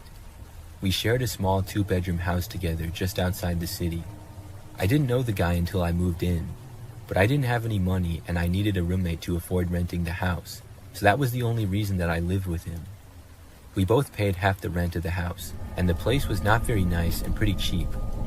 The guy's name was Ben. When we first moved in, we seemed to get along decently. For the first few days, we mostly just stayed in our own rooms or were gone at work. I did run into him in the kitchen once and we talked briefly. He seemed alright. However, about a week or two into living there, and one night I was awoken to the sound of somebody banging on my bedroom door. It was loud enough to wake me, and it continued, so I called out asking who was there. I figured that it had to be Ben, because who else would be in our house? The knocking stopped at that point, but nobody responded to me. So I got up and I walked over to the door, but when I opened it, nobody was there. I looked down the hallway and Ben's door was shut. I figured he had done it, but I didn't know why. Maybe it was a prank. He just didn't seem like the type of guy to pull that kind of a prank though. I went back to bed at that point. When I got up, Ben had already left for his job, and I forgot to talk to him about it anyways. But the next night, basically the same thing happened again. I once more was awoken in the wee hours of the morning to a banging on my bedroom door. This time I was more frustrated, and I called out, "What?" The knocking stopped, and I got up and ran to the door and opened it. When I got there, nobody was in the hallway again, but I looked and saw Ryan's door closing. I went over and knocked on the door, but he didn't answer. I asked what his deal was, but he still said nothing. I thought about barging into the room and giving him a piece of my mind, but I decided not to. I just walked back to my room and returned to sleep. Maybe Ryan was a sleepwalker and that was the explanation. Although sleepwalkers don't generally act that way as far as I'm aware. They're not called sleep pranksters. So the next morning, I wanted to confront Ben, but once more he was gone when I woke up. That night, again, I was awoken to a knocking. This time, I got right out of bed and marched over to the door and opened it. When I did, Ryan was standing right there on the other side. He looked at me, and I asked him what his problem was. Ryan then shoved me backwards before running off to his room. I went after him and tried opening his door, but it was locked. I banged on it for a while, but he didn't answer. So then I just went back to bed again. I was planning on finding a way to move out as soon as possible. The next morning, Ben was not gone yet. When he left his room shortly after I got up, I confronted him. I asked him what on earth he was doing. Ryan said flat out that he didn't like me and he didn't want to live with me. I told him that I was going to move out as soon as humanly possible. Within a few days, I had found an apartment and moved there, which was good because I didn't like living in that house anyways. The apartment was more comfortable. In the meantime, Ryan did not bang on my door at all for the last few nights that I lived there. Looking back, Ryan was definitely a strange guy. I'm not sure if he was trying to scare me out of living there or what. He could have just told me that he wanted me to move out and we could have handled it like men. There was no reason for the crazy nonsense that he did. I'm glad that I found an apartment so quick.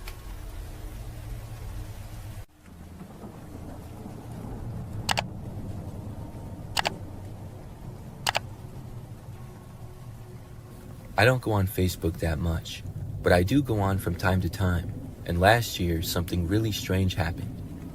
One day I went on Facebook for the first time in probably a couple of weeks. When I did, I saw that I had one new friend request and clicked on it to see who it was. The person appeared to have the same exact profile as me. They had the same name as me and the same profile picture. It was like they were pretending to be me. I clicked on the profile, assuming it to probably be a bot, but this was really strange. There was not a whole lot that I could see right away on the page, so I accepted the friend request to see more. After I did, I saw that this person pretending to be me had posted several of the same pictures that I had on my page, but this profile only had one friend, which was now me. I was still thinking that it was a bot of some sort, and this was really weird. I sent a message to the person saying, "What's the meaning of this?" They responded back rather quickly, saying exactly what I had said to them. "What's the meaning of this?" I asked who it was, and they wrote back the same thing, just imitating what I said. It was really weird.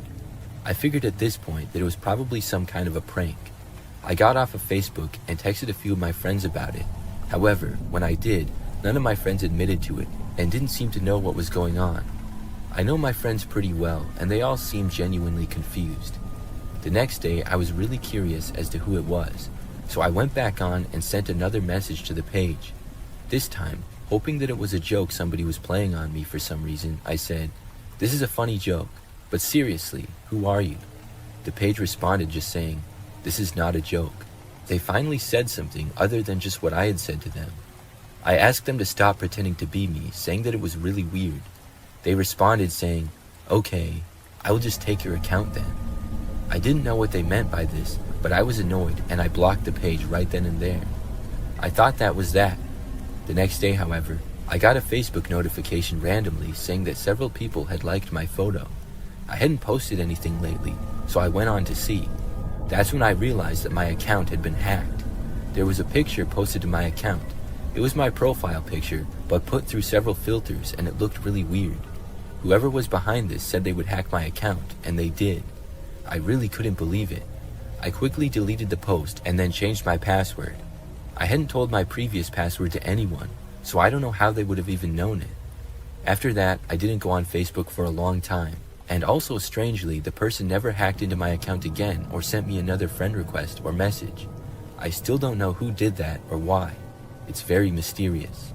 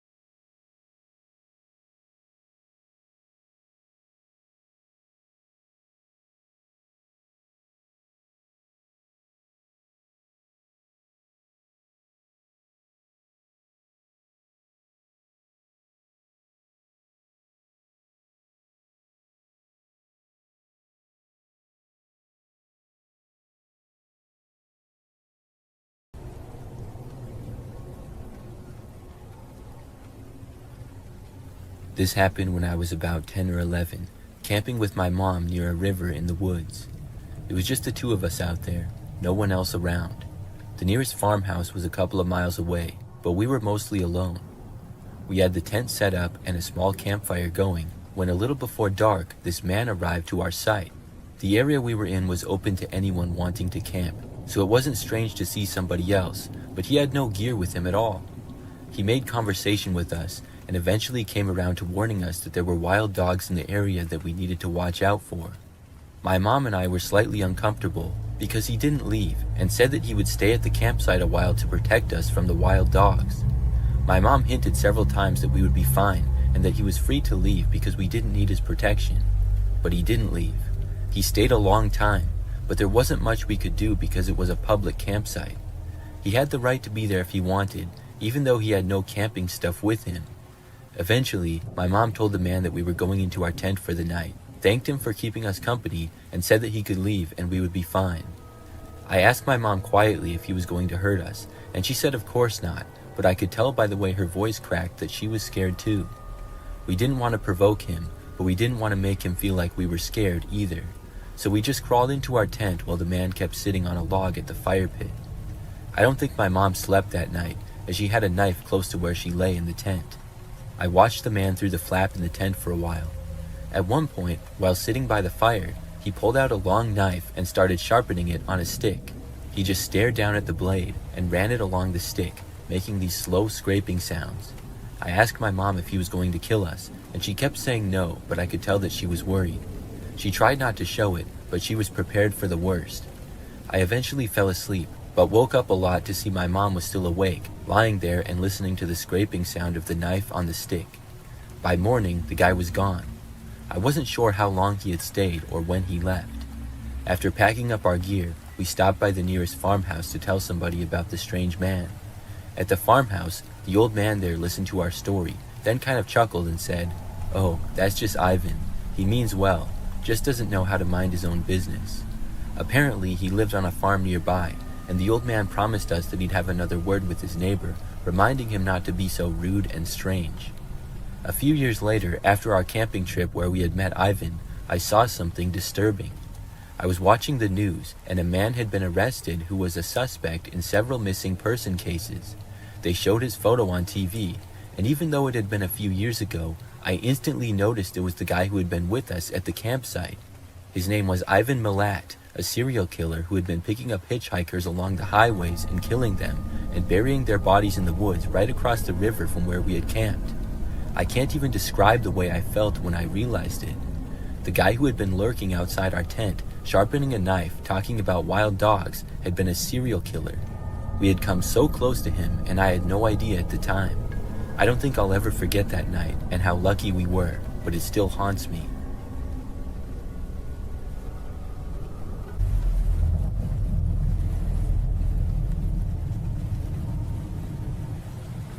I'm one of those people that's always getting a new phone.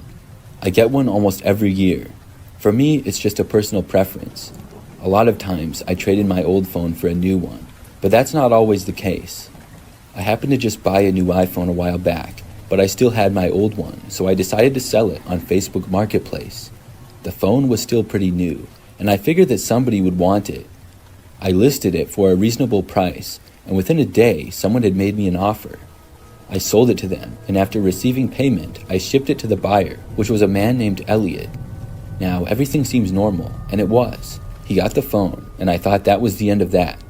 But maybe like a week later, I got a friend request on Facebook from Elliot, the buyer of the phone. I didn't know him at all, other than that he bought my phone.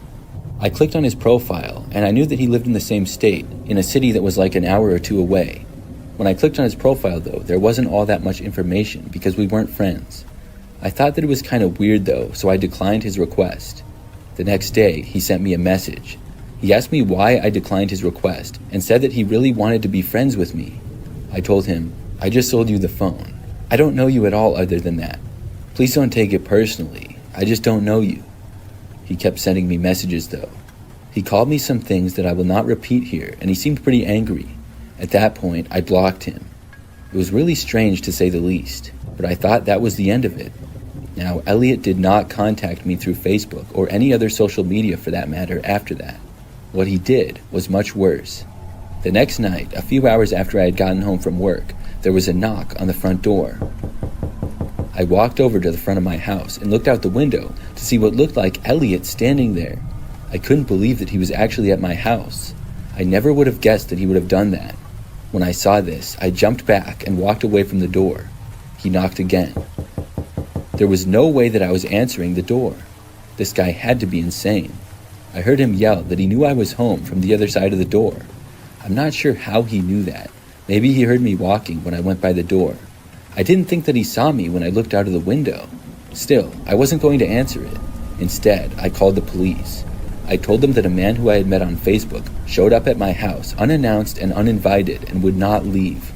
I was told that somebody would be there shortly, and the police got there much faster than I expected. Elliot basically stayed on my front step. He didn't try to force entry, but he sure wasn't leaving. When the police got there, they talked to him, and then they talked to me as well. Eventually, they got Elliot to leave and told him that if he came back, he would be arrested. He agreed not to come back, and luckily, he kept his word. I haven't seen him or been contacted by him since then. I still can't believe that he did that, though.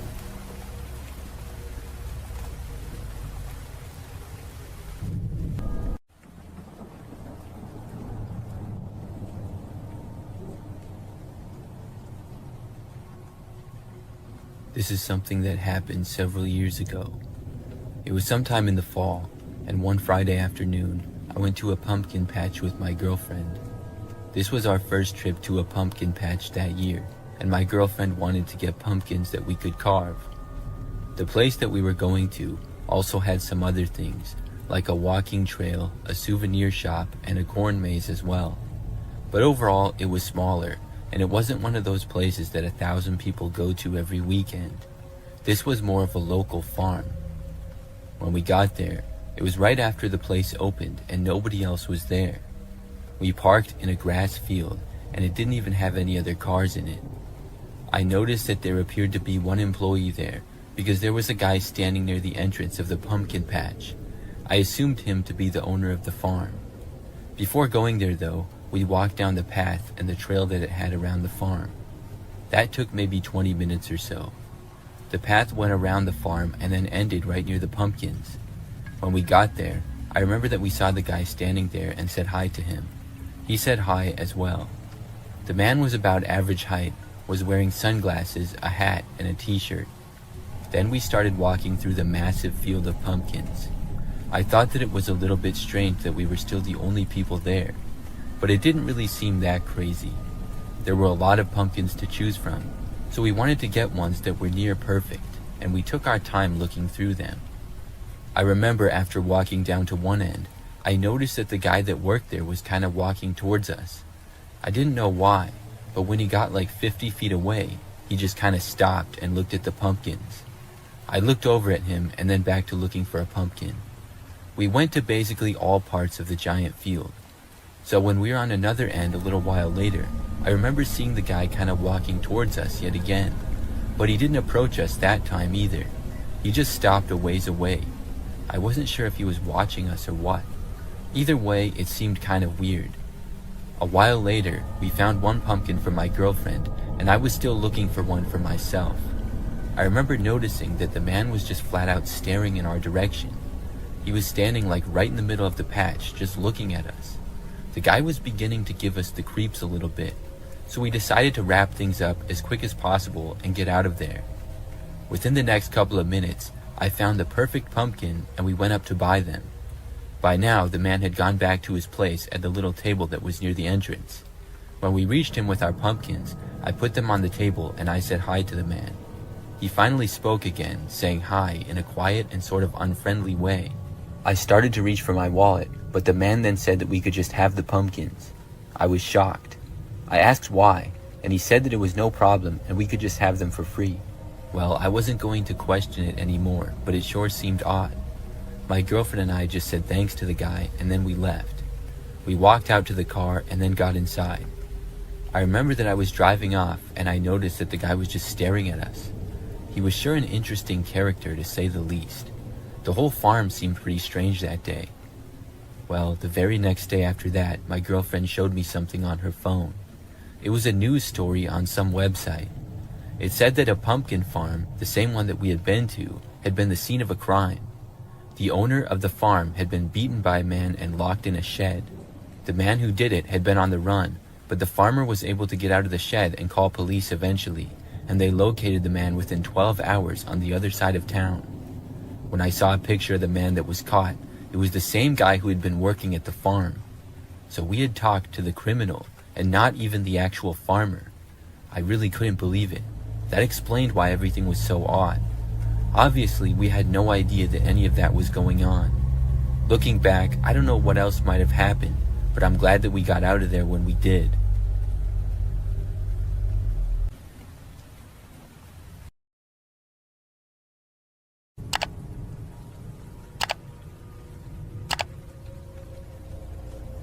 This is something that happened back when I was a freshman in high school. I'm also a female, and this was about 10 years ago now. So the story begins when I got this friend request from a random guy on Facebook. I looked at his profile and saw that he appeared to be around my age, and we did have a couple of mutual friends. His profile said he went to a different high school, but it was one that was nearby in just the next city over from mine. I accepted the friend request because of this, and I was also slightly curious of how the guy knew about me. For the most part, he looked like a pretty typical kid though. Not long after I accepted his friend request, he sent me a message saying hi. I said hi back to him, and we started having a basic conversation. I don't recall everything said, but the conversation continued into the next day. I remember that's when he asked me if I wanted to hang out with him. Now, I had only just met him, and we went to different schools. He seemed nice to that point from talking, and I almost said yes, but then I ended up saying no at that point because I just didn't know him well enough yet. He said maybe some other time, and I said yes to that, but not making any official plans. For the rest of that day and into the next, we continued to talk on and off. Well, the next day, later on, after I got home from school, he told me that he was going to come to my house and pick me up. Once more, I did not feel comfortable to hang out with the guy yet. I told him that I would not be able to, but he didn't respond to me for a while. About 20 minutes later or so, he told me to come outside, saying that he was there. I got a bad feeling about it, and also realized now that this guy must be at least 16 years old if he was driving around. I walked over to the front of the house and saw that there was a car parked out on the side of the street. It was a red 4-door sedan that was kind of old looking. However, the windows were rather tinted and I could not see inside. I was really surprised that he had driven all the way to my house. At first, I felt kind of bad for him to drive all that way and not hang out with him. We had been talking for a few days, and most likely he wouldn't be a bad guy, so I almost walked outside and got into his car. But my parents were also home, and I would have to tell them where I was going, and I didn't think they would want me to go with this guy. After thinking about it for a minute or two, I decided not to go. When I said maybe we'd hang out another time, I didn't mean just drive to my house. He texted me on Facebook a couple more times, urging me to go outside already. I told him that I had some other place to go though, which wasn't true, but I didn't know what else to say. Eventually, he said okay, and he drove off. After he left though, I got the realization that I never told him my address. It sort of creeped me out that he knew where I lived. I didn't know how he would know this. We did have mutual friends on Facebook, so possibly he knew one of my friends and asked them. Either way, I was much less comfortable even talking with this guy anymore. However, despite that very same night, he continued to send me messages. I remember that this was several hours later, probably 9 or 10 at night. He asked me where I was and what I was doing. I told him that I was just in my room doing homework, which I was. After that, he did not respond right away. I don't remember what assignment I was doing, but I was pretty focused on it. I sat at my desk in the corner of my bedroom. About 20 minutes later though, I heard this car driving down the street slowly outside. My bedroom was at the front end of the house, and I could see out to the street. We also lived in a pretty quiet neighborhood, and at this hour, it was rare for somebody to drive past. So hearing a car driving slowly just got my attention for some reason. I remember lifting up the blinds and glancing out the window. When I did, I saw this car moving very slowly and sort of pulling over to the side of the street, across from our house and a little ways down. That's when I realized this was the same red car with the tinted windows. I looked back to Facebook, but there were still no new messages. He hadn't told me that he was coming over again, and he didn't tell me to come outside either. I was expecting him to tell me again that he was there and to go with him like before, but he didn't. As the car continued to just sit there outside on the side of the street running, I kept an eye on it. After several more minutes, the driver's door opened. I saw a man get out, but it wasn't some 16-year-old kid. It was a grown man, probably like 40. He got out and started walking in the direction of our house. At this point, I quickly got up and ran out of my bedroom. I went towards the living room, and luckily my parents were both still up and in the living room. I didn't have time to tell them the whole story, but I alerted them of the guy walking. My dad got up and went over to the door. I looked through the front window, and by now the man was walking on the side of the street towards our house. My dad went over to the front door and opened it. When he did, the man kept walking farther away down the street in the opposite direction of his car. My dad actually went outside and followed the guy, calling for him to stop. But at that point, the guy took off running. My dad did not run after him and came back inside. That's when I told my parents the whole story of how I thought I was talking to a kid my age, and also how he just showed up without me giving him my address. My parents called the police at that point, and my dad went and stood outside in the front door, seeing if the guy would head back for his car because it was still there. When the police arrived, the man was still nowhere in sight. They spoke with us, and then went out and looked for the man. He had to show up eventually because of his car, and when he did, the police got him. After that, I learned a valuable lesson about Facebook and social media. I was much more careful with who I talked to online for the rest of my high school career.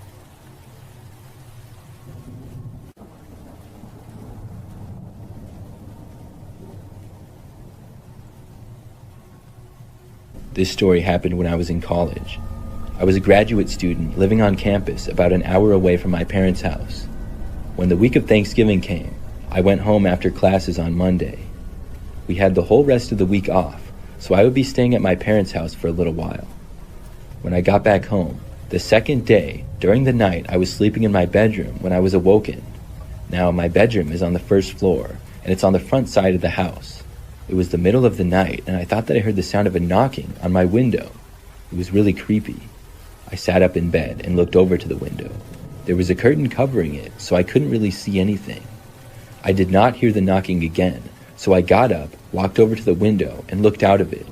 When I looked around the yard, everything seemed fine, and I didn't notice anything. I still didn't know what made the sound, though. I went back to my bed and sat down, still looking in the direction of the window. That's when I saw something move past the window only for a brief second. I couldn't see any details because I really just saw the shadow from the other side of the curtains, but somebody had definitely walked past outside. I got up again, ran over to the window, and looked out. Whoever it was gone again. I glanced all around the yard of what I could see, but I never saw anything at all. I went back to my bed again and sat back down and didn't see anything for the next few minutes. I didn't know exactly what was going on. After it seemed like things were back to normal, I tried to go back to sleep again. I laid down and closed my eyes. A few minutes later, when I was starting to fall asleep, I heard knocking again on the window. There was no mistaking it. I sat up and saw that somebody was right outside. I couldn't tell who they were because my curtains were still closed. I could just see like a silhouette of their figure. It looked to be a man. Then I heard what sounded like a faint laughter coming from the other side of the window. It was really creepy. I turned on all of the lights to my bedroom and then saw the guy finally moving away. He left my sight, and when I got to the window, he was gone again. Somebody was definitely messing with me, but I didn't know who or why. I stayed up for quite a while before finally was able to go back to sleep. The next day, I told my parents about it. We were unsure of what could be done. There were no signs of an attempted break-in. I couldn't even give a description of the man. We just hoped that it wouldn't happen again. The next day went by as normal, but that night I stayed up late watching TV in the living room with my parents. It was a little bit after midnight when we all heard a noise coming from the other room. We all got up at once and went over to a window. From there, though, we couldn't see anything. We heard the noise again. Now it was more clear that somebody was hitting my bedroom window. We called the police and then moved as far to the other side of the house as we could. We heard another noise. After that, things were quiet for a while. The police arrived really fast, though. When they got there, they found a man hiding in our backyard. None of us knew who he was. The guy had been trying to break into our house through my bedroom window. The window hadn't even broke, though, but there were some marks on it. I'm really glad that he didn't get in. I'm also really glad that I was not in my bedroom at the time, but with my parents in the living room. It had to be the same guy who had been there the night before. Since this happened, every year when I go back to my parents for Thanksgiving, we joke around about it. At the time, it wasn't so funny though, and I'm really glad that everyone is okay.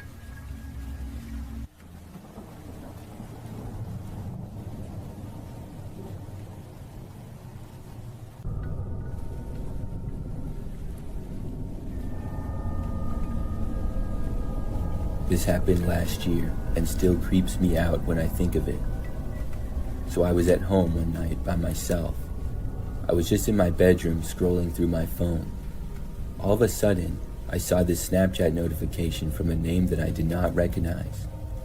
I was curious, so I went to Snapchat and opened the snap to see. It was a selfie of what appeared to be a man. However, this photo was taken extremely close to his face, and he also appeared to be in a very dark room. I could barely see his face at all, and didn't recognize it to be anybody that I knew. The picture honestly looked very creepy. There was no words with the picture, and that was it. I guess at some point, I must have become friends with this guy. I didn't know when though. I had Snapchat for probably 10 years. I did not send a picture back, but instead typed a message for the guy, asking who he was. Then he sent another photo.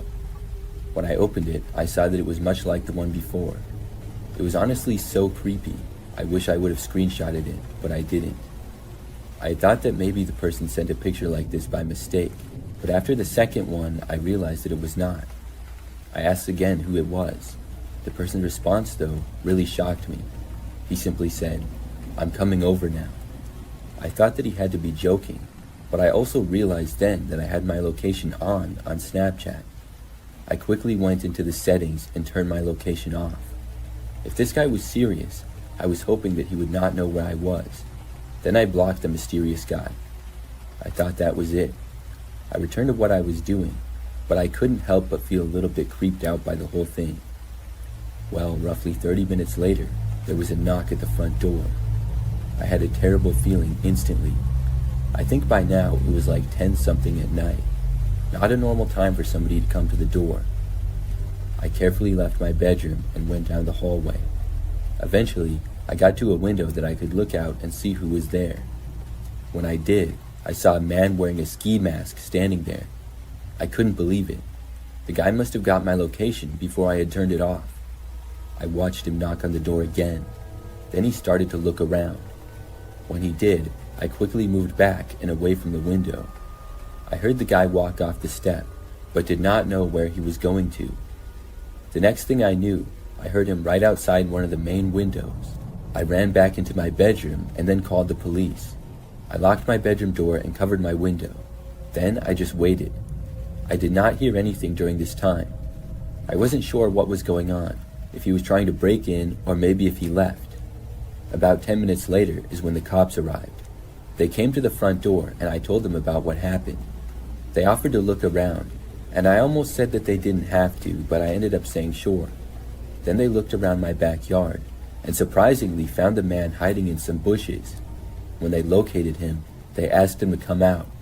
He ignored them and then tried to run. However, the police caught up with him before he left the yard. It was the same guy who had been Snapchatting me.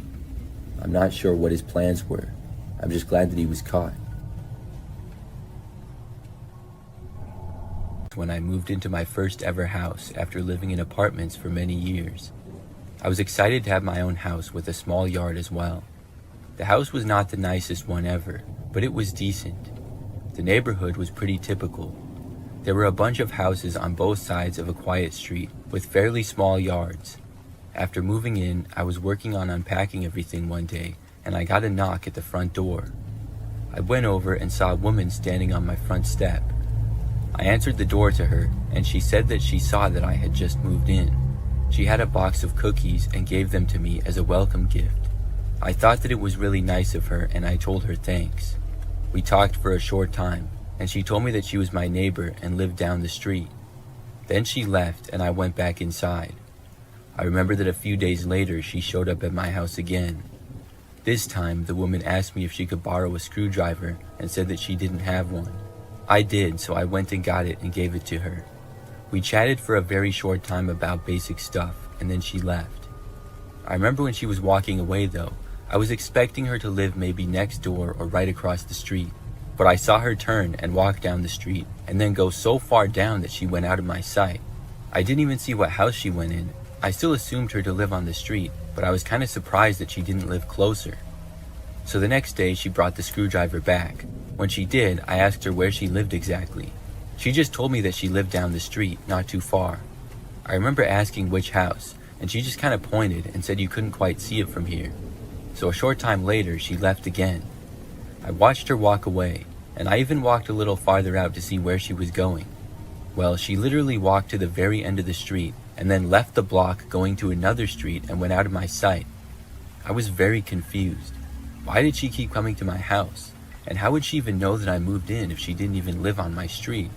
So I remember that one of the days after that, I was mowing my lawn. It was a weekend, so my next door neighbor happened to be mowing his lawn as well. We both finished at around the same time and met each other. We got to talking a little bit, and he said that he had been living in the neighborhood for over 20 years. I mentioned the lady to him, and I asked him who exactly she was, and after I described her in the best detail that I could to the guy, he said he had no idea who I was talking about. He thought that the situation seemed strange. So for a few days after that, I didn't see the woman or anything. But then, one day, I had work in the city. I worked in a pretty typical office building downtown. So the really weird part is that after work, I was walking down the street to get to my car. I saw this car parked on the side of the road amongst many others, but I saw a woman behind the wheel of one of them who appeared to be the same woman who was my neighbor. She was sort of far away. She appeared to look at me for a second and then look away. And when she was looking away, I didn't have a good view of her at all. I kept going and I soon made it to my car. I was not at all 100% sure that this was the same woman, but it sure looked a lot like her, and I tried to tell myself that I was just being paranoid. Well, I saw her again several nights later. It was pretty late at night, and I was staying up much later than usual. I remember that I was watching this one movie that was on TV. So when it was over and I was finally going to bed, I happened to walk past the living room window in the front side of the house. As I did, I saw someone walking on the sidewalk out front. It was a woman, and it was strange for anybody to be out this late. But when I looked closer, I saw that it was the same woman who I kept seeing. I was so confused by this that I was just standing there staring at her. She then turned and looked at me. When she saw me, even from far away, I saw a surprised look come over her face. Then she started walking off rather quickly. I actually went over to my front door and opened it up. I was so confused that I wanted to just ask her what was going on. When I opened the door, I went outside and stepped out into the yard. The woman turned and looked over her shoulder as she was walking away. I called out to her, asking what was going on. She did not stop, but instead turned back and started running. She ran out into the street, and I got to the end of my yard, but I didn't leave my property. I was not going to chase after her, but I wanted to see where she was going. The woman then ran to a car that was parked on the side of the street, across and a few houses down from mine. Then she got inside and quickly drove away. I was left as confused as ever. If she was my neighbor, why would she be driving away from here? I just went back inside and went to bed. And surprisingly, after that, I never saw the woman again. I'm still very confused about it. I'm not sure who she is or what she wanted.